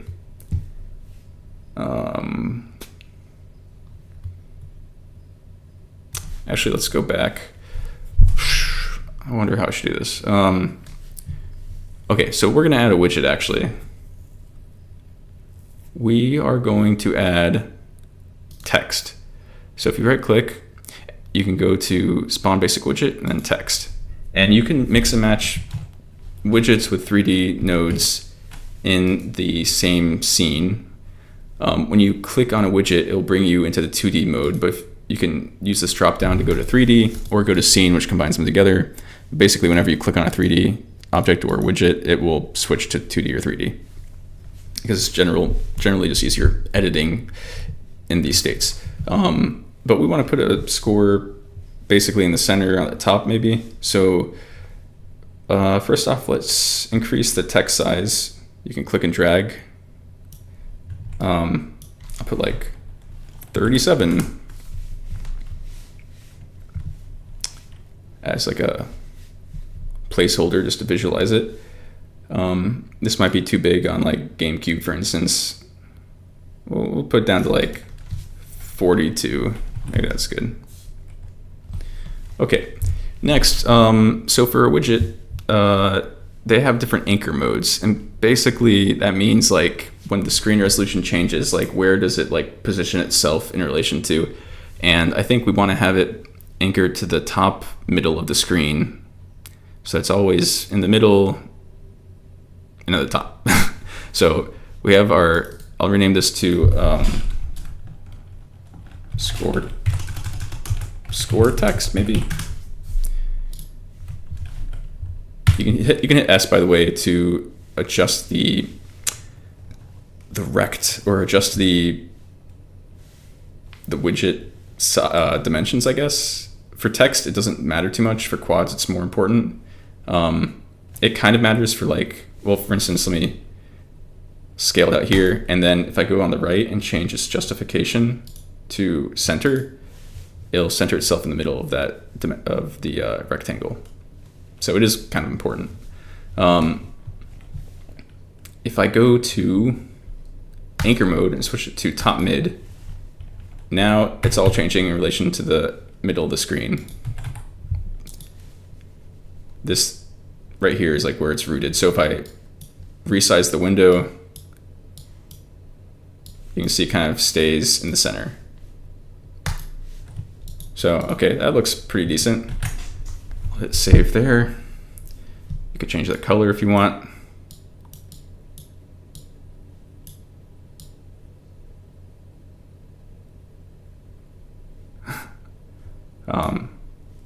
And you can change the font too. You can import your own TTF font. Hopefully it works. Make sure you only use like ASCII characters. I don't really support anything else. Sorry. Maybe in the future. But yeah, okay. So we have score text now. If we go into the scene, you can see it up there. And we named it score text because we're going to want to reference that. So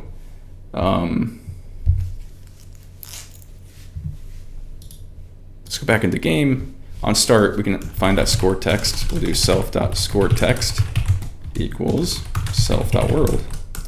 Find node score text, because that's what we named it. And then let's create some helper functions here for changing the score. So maybe we'll do set score, and we'll pass in a new score. And this is going to do basically self.score equals new score. And we'll also make sure to update the score text itself whenever this happens. So self.scoreText set text, and then we can do glue as two string on the self.score integer value to turn into a string. And then we'll also get the function just to get score, which I guess we don't really need, but I feel like if we have a set score, a get score makes sense.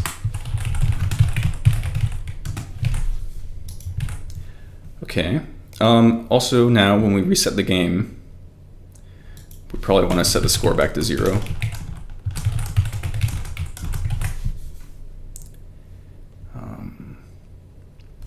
And now when birds overlap, when we're detecting that we've overlapped with the point box, we can actually increment the score. So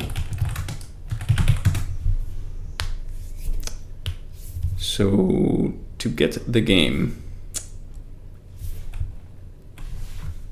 is actually the bird's parent. We could do I'll do it this way just because it's a new way of getting a node. But I'll do local game equals self get parent. You could also do find like self.world find node, or you could have set it up in like in bird start. You could do self.game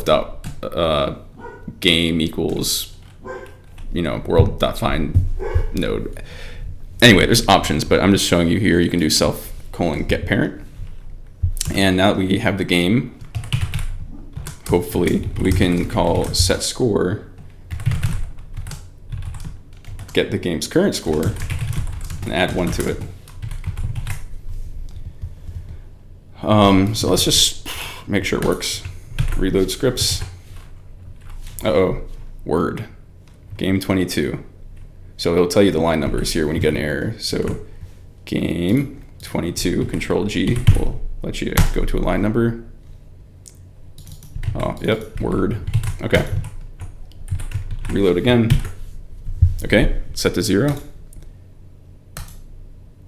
Oh man, I gotta adjust the tuning on this.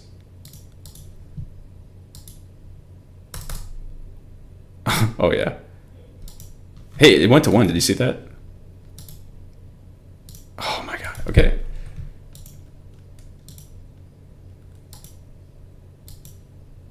Oh yeah. Yeah, I need to adjust the ceiling and also zoom the camera out. There's a lot of stuff. Okay. Hey, that's working. What next? What next? What next?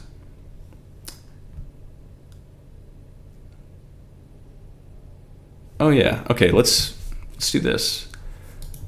We could add a scene for this.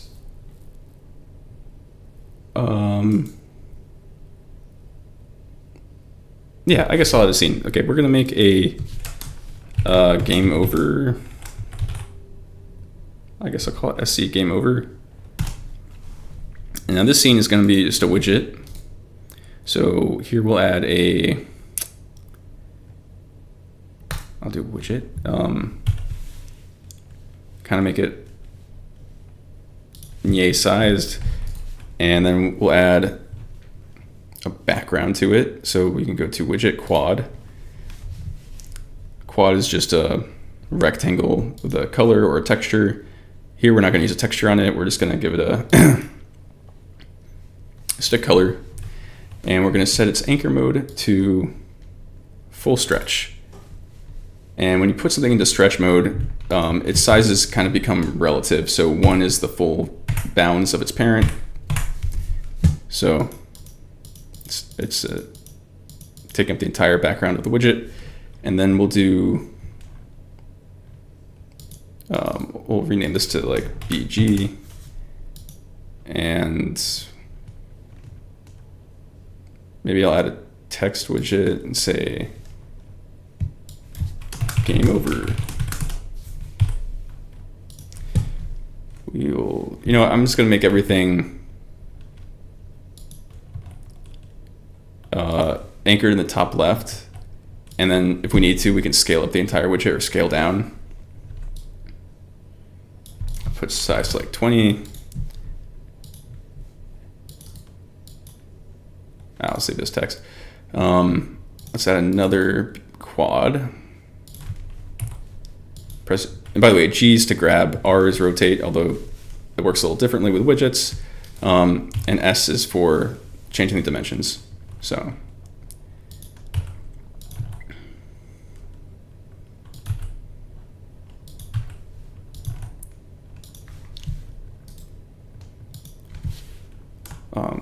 score BG.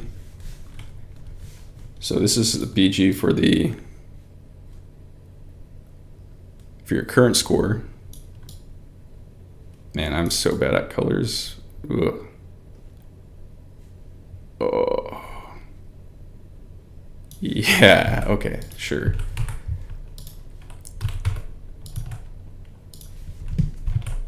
Okay, and then we'll press Control D to duplicate, and we'll name this guy high score BG. And so basically I want to show the score on the left and your high score on the right. So you can select multiple things at the same time and do G to grab, Y to lock to the Y axis.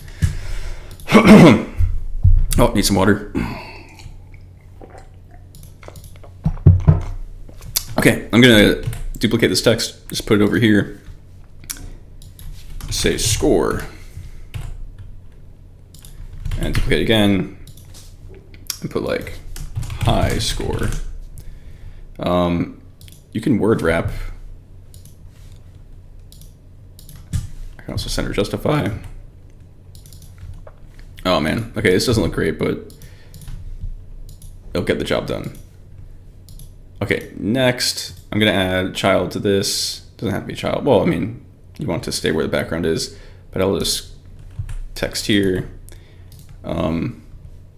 I'll set it to full stretch. Where is anchor? Full stretch. Set its size to 111, takes up the whole size. Center justify it, vertical justify it, the center. Increase the size a little bit, and like let's do like 100 or 389. Okay, that fits in there pretty well. 30. Okay, that will be your current score. So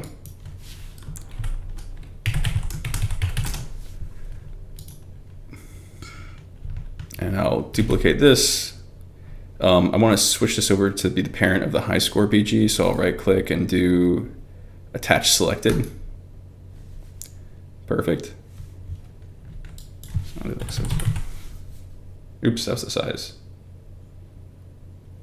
Oh, what's that? 77. Oh, I had to enter, I guess. Okay. Okay, cool. Oh, it doesn't look. Let's actually.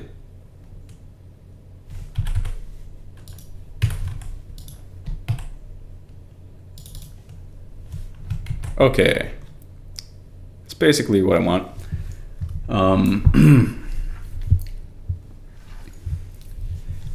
So now we have this saved as SC game over. Let's go back to SC default.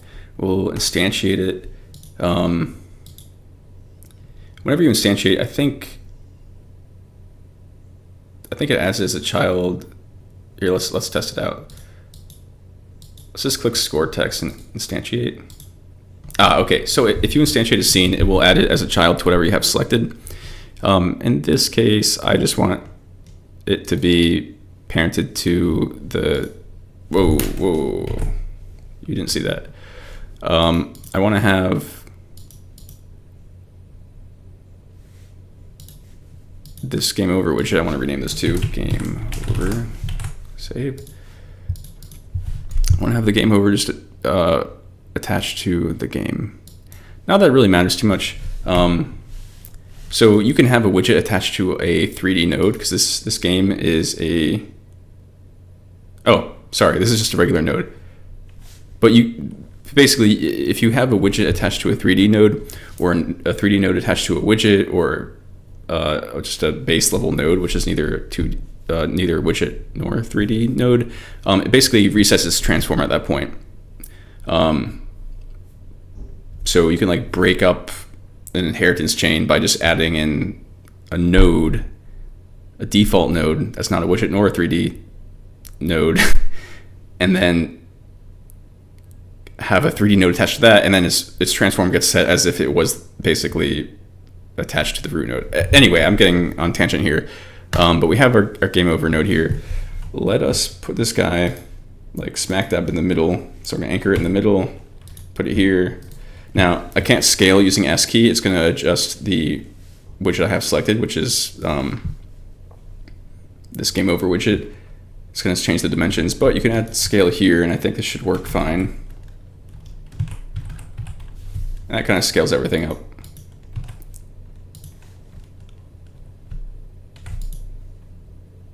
Okay, so we have our game over here. So now let's go back into game.lua, because we need to control its visibility and update its text and stuff. You can also put a script on the game over widget itself and handle it in there, but just so we don't have to create another script, I'm just going to do it all in the game.lua file. So here we go. Let's grab a reference to it. So self.gameover equals self.world find node game over. We've done this a few times already, getting used to it.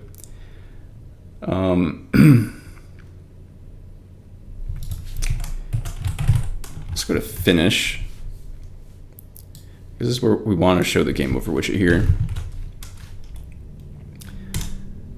But first, let's figure out what the high score is. So when the game finishes, we need to record the new high score. And that's going to be the max between the current score and whatever your high score was. So that was easy enough. And then we need to get our game over widget. We're only doing this whenever the game finishes, so I'm not going to cache off its children that we're going to be setting the text on, but you could do that if it's something you're doing constantly. If you're changing the text of something constantly, maybe it's worth it. But we're going to find the score text, I believe is what I called it. We're going to find that child. Sure, search recursively. That actually might be important in this case. And then we'll set text equal to self.score. This is an integer, but it should be able to automatically get converted to a string, I believe. And then we'll find the child, and it should be high score text. And we want to set the high score text to what we just calculated. Perfect. And lastly, let's make the game over widget visible. So set visible is a function on the base node, and we want to make it visible there. Perfect. But also on reset, we want to make it invisible. So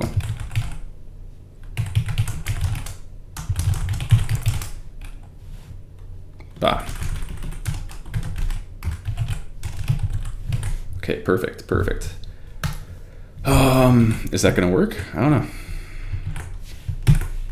Okay, well, it's not visible. That's a good sign.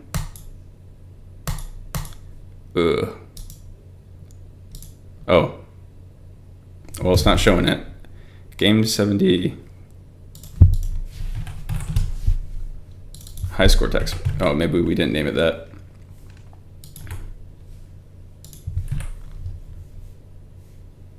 Let's go back to the game over. Oh yeah, it's called score text 2. Let's rename that to high score text. And save. Go back to default, play.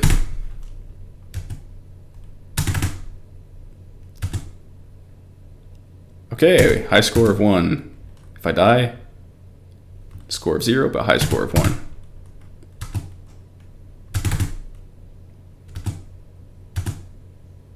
Okay, barely managed to get 2. Cool. But it looks like it's working. Oh, I just realized I never played the flap animation. I guess it doesn't need a flap animation, but it looks cool with a flap, so let's go ahead and add that. Let's go to burb. Go to tick, where we're doing the flap speed Y change. Yeah, so we have the mesh already. Let's go play animation, flap. It should not be looping, so that's false. The speed is 1, the weight is 1, and the priority output is 2. So this should play over top of the idle. I forget if the flap animation only has the wings flapping, in which case we do want to layer the flap on top of the idle so that the legs and the tail keeps on idling, but the wings go into their own flap animation. I kind of forget exactly how I have it set up, but let's see if this works. There we go. Now we're flapping. Oof. Okay, I really gotta edit. I gotta change these values here because I can barely play the game.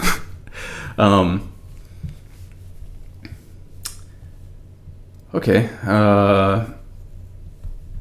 Yeah, maybe let's do that now.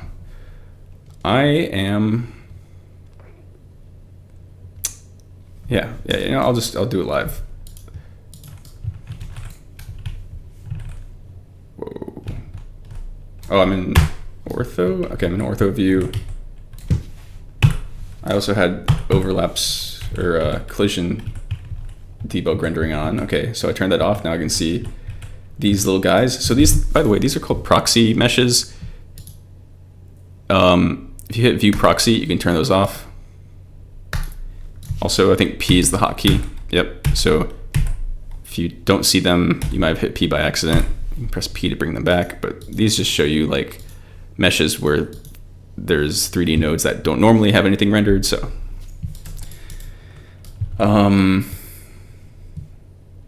maybe we'll make the ortho width a little bit bigger, like 32. Oh yeah, that's better. Okay, and then let's change Well, here, I'm going to show you how to do something cool. We're going to make properties on our scripts, actually. So on the bird, that's where we have the ceiling and the floor values. We're going to make properties for these. So how you do that is, I'm going to make it right here. We'll make a function called gather properties.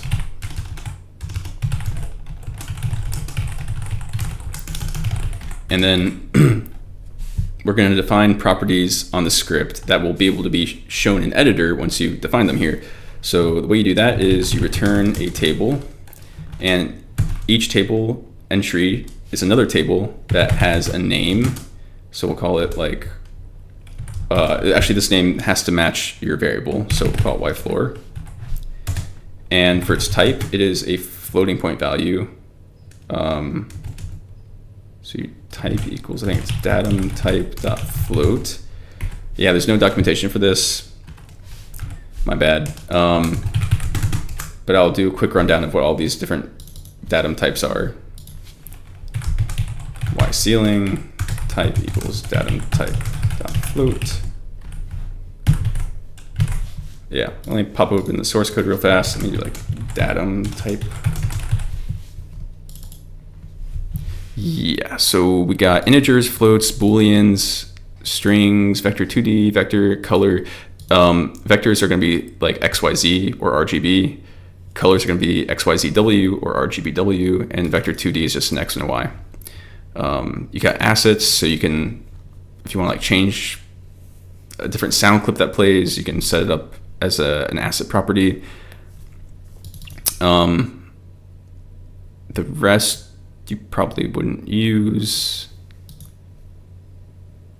Yeah, I mean, possibly short, but yeah, so those are the datum types. I guess they're actually defined in, what was it, misglua.cpp float. Yeah, bind datum type. So there's integer, float, bool, string, vector 2D, vector, asset, byte, table. Okay, they're all here. Okay. Anyway, where were we? Oh yeah, we created the properties on it now. So let's see if we can adjust these. So if I click on bird,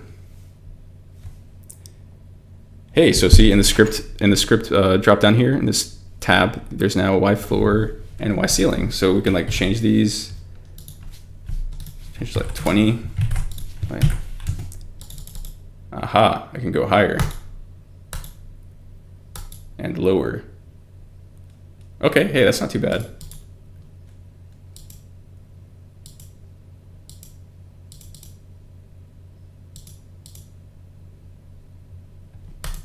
Awesome.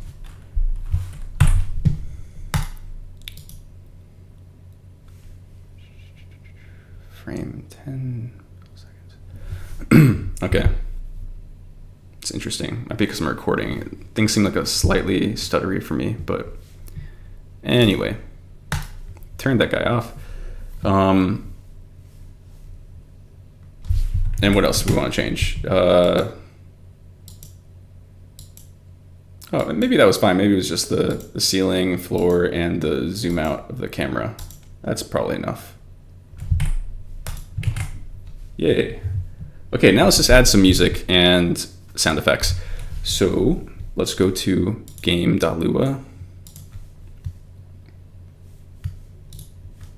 Sorry, let's actually make a folder for sounds. And let's import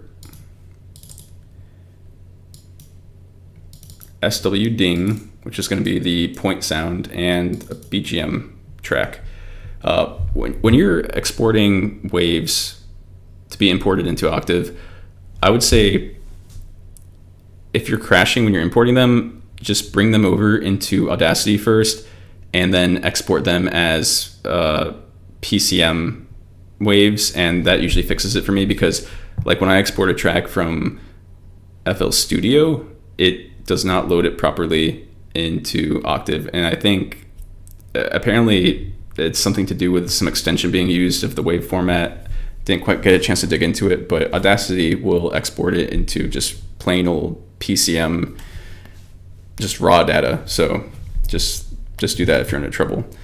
Okay, so here, if we control click to open up these properties, we got ding. Oh, did that play? It's not playing. Oh, it might be playing. I have my headset turned off.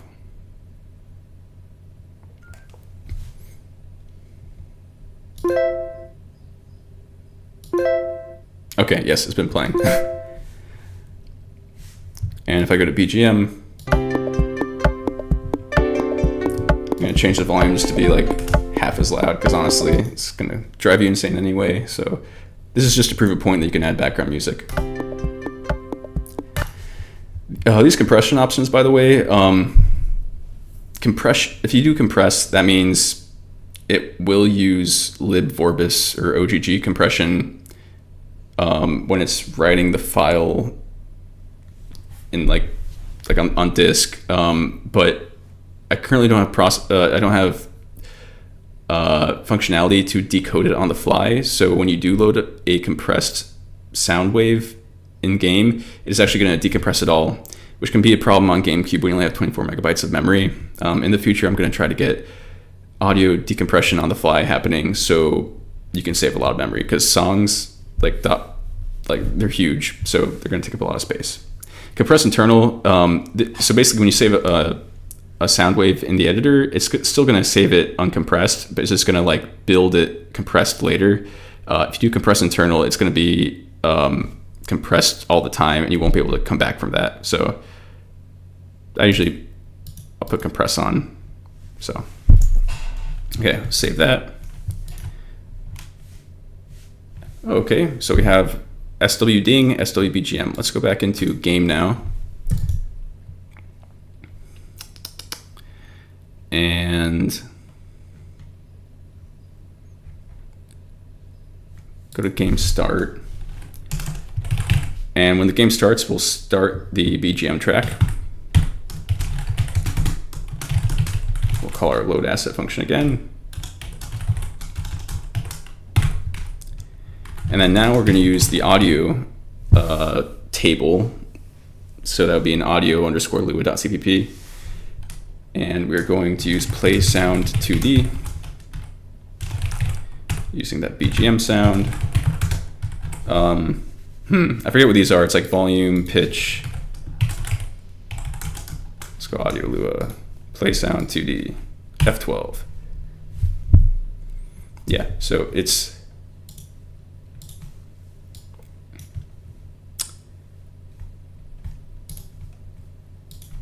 is volume, pitch, start time.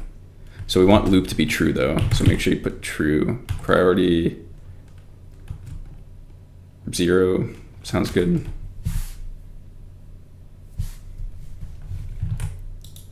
So I think 1 would be a higher priority.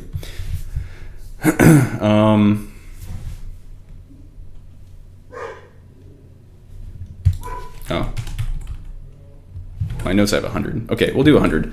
And actually, yeah, because basically the priority is if you have a lot of sounds playing all at the same time, the things with a higher priority will stay playing. The other ones will get evicted and they just stop. So you want your music to have a higher priority, because if a lot of sounds go off, a lot of effects, then that would just cause the music to stop, and you don't want that. So we're putting music at a high priority here.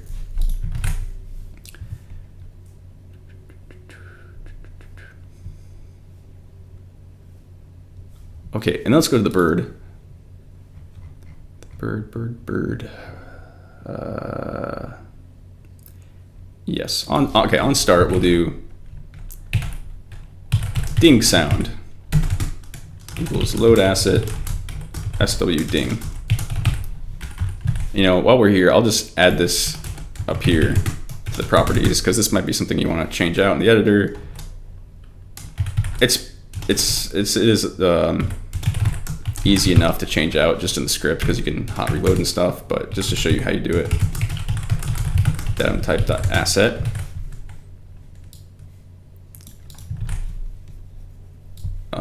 If that's the case, I'll put it create actually.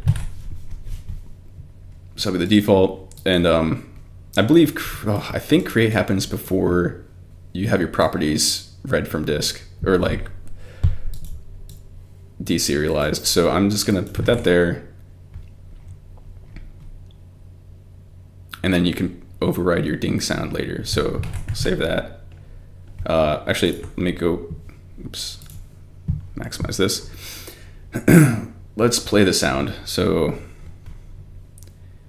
this is where you get the score. So we'll do audio.play sound 2D.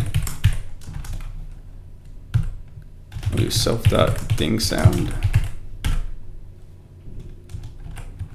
And so we're playing a volume of 1, and for the pitch, let's actually randomize it. Let's do, yeah, let's do local pitch mod, and then we'll use that math.randRange function again to pick a random pitch between 0.9 and 1.1, just so it's not the same tone over and over again. And we'll pass that in as the pitch mod. Okay, let's see if this worked. If I click on bird, hey, see, he has SW ding there. If I import another sound, I could swap it out. But ding is fine for now. Okay, we got some background music playing. Nice. Hey.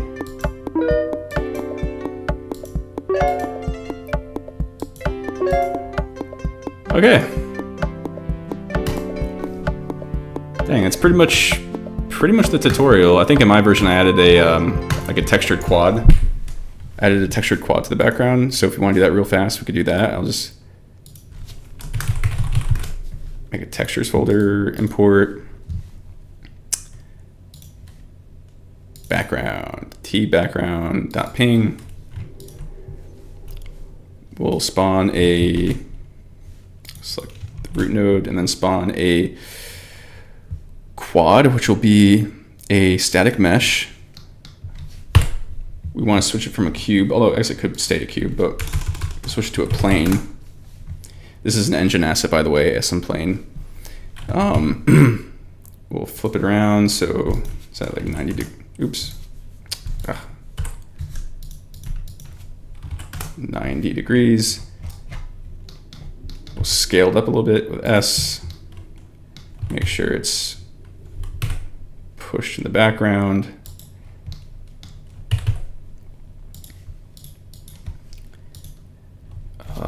We'll create a material for the background.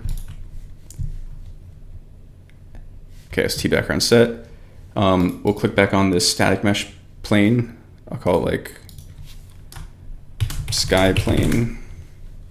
And we will assign the override to it. That doesn't look that great, but hit play. Okay, kind of works. Now this game is very dependent on the aspect ratio. Like if I scooch this guy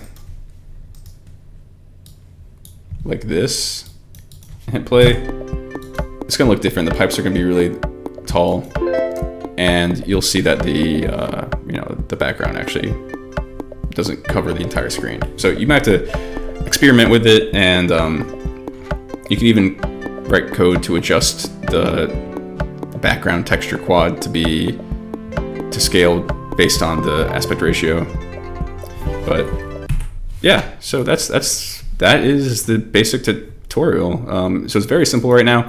I think the next thing I want to do a little video on is like making a 3D character controller, like for a platformer, like something like Banjo or Mario 64, but just not actually nothing that advanced, but just how to move a character in 3D space with a collision on the environment and like smooth sliding against the environment. Because I feel like if you're making a game for GameCube, you probably want to make like a 3D platformer, at least. That's one of the things I would want to create. And that code can sometimes be tough, especially for beginners. So I might do that. But last thing here, before I end, if you want to package this game for GameCube, you would go here. You would hit File, Package Project.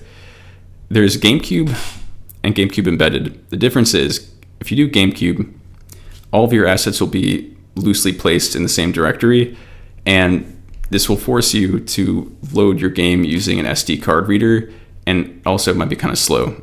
GameCube Embedded will compile all of your assets into binary and put them inside the executable, so you'll get a big .dol file, which is nice because you can open it up in Dolphin, the Dolphin emulator, and it's also easier to like transfer and stuff. But the issue with that is that you have to load the entire .dol file into RAM in order to play the game. And so if you get close to like 10 megabytes for your .dol file, you're probably going to run out of memory when you're playing the game because you only have 24 megabytes of memory. So the ideal solution would be to be able to build .iso files for GameCube and Wii games. But it sounds very challenging, and I really don't know where to begin on it. If you're interested in contributing to the engine, that would be something that's really helpful to make a .iso builder. But it's just like way beyond my level. So that's where we are now. If you do like a Wii package build, that usually runs a lot better because you can put your files onto an SD card and plug them into your Wii, and you just use the homebrew browser to select it. So that's usually a lot better. Like using just a regular Wii build is probably fine. And also the embedded Wii builds will also be easier to run because the Wii has more memory, more RAM than the GameCube. So you can get away with having like a .dol file that's 20 megabytes. Shouldn't be a problem. And then 3DS, the embedded is just there to make it easier for loading it into into like Citra, into an emulator. But the 3DS is fine for if you're actually putting it onto a real 3DS. You'll have all your files loosely there in your folder with your .3dsx, I think is the file extension, and that runs fine just with a regular 3DS and the memory card. So anyway, those are the different options. Maybe I'll go ahead and just kick off a GameCube embedded build just to see if this works. You'll see the progress in the terminal window if you're running on Windows. And on Linux, it'll show up in the terminal printouts. By the way, you also, so if you are building the embedded versions, then you will need to have DevKit Pro installed, or specifically DevKit PPC and DevKit ARM. And you'll also want to set your environment variables. Let me show you what mine are set to.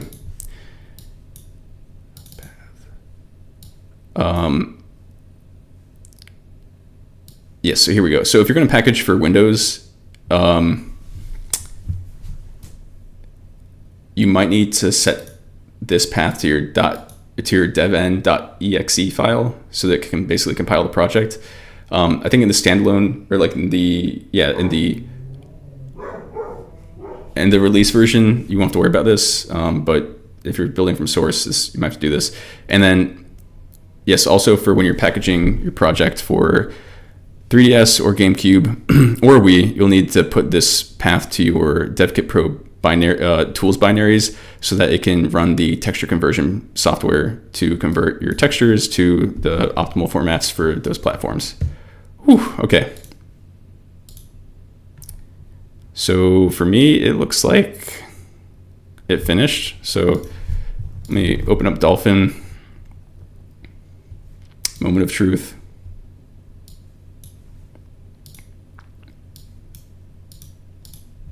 If we go to projects, Flap,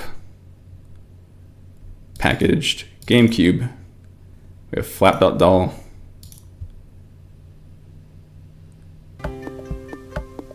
Hey, it's working. Hold on, I gotta plug my controller in.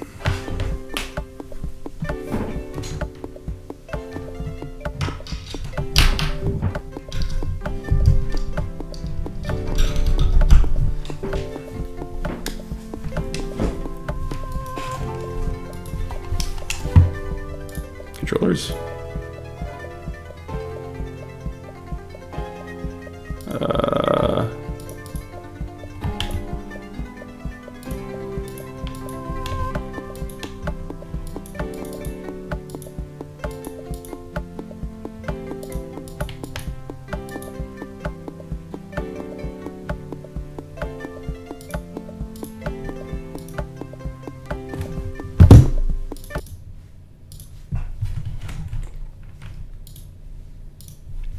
whoops.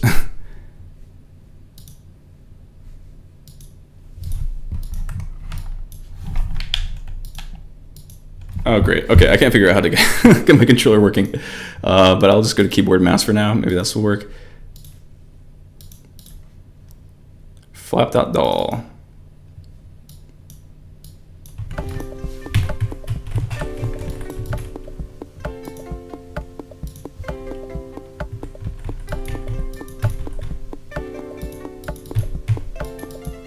Oh no, what am I doing? Default? Oh, because I unplugged my keyboard. Ah!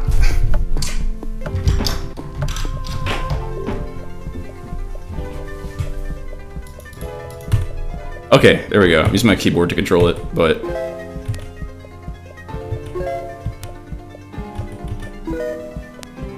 Wow. Oh, interesting. I noticed like some little artifact here on the... See like a triangle. Huh. Oh, you know what it is? I think this material is lit. I need to go to unlit. There we go. And if I package the project again for GameCube Embedded. Yeah, so this sky background is just meant to be unlit. Materials by default will be lit, but for something that doesn't need to be lit, you know, use unlit, or else you might get some... In that case, it's a shading artifact because of the vertices stretching off screen, but...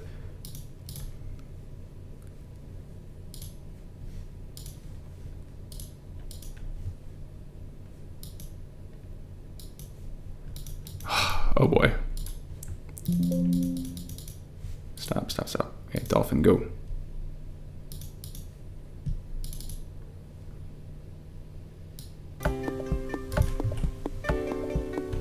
Okay, yeah, that artifact in the bottom left is gone.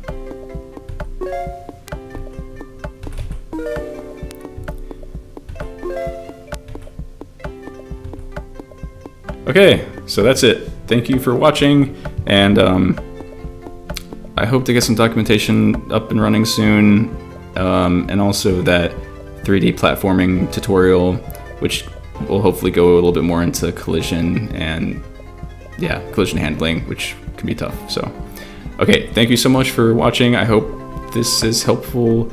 Yep, till next time, bye.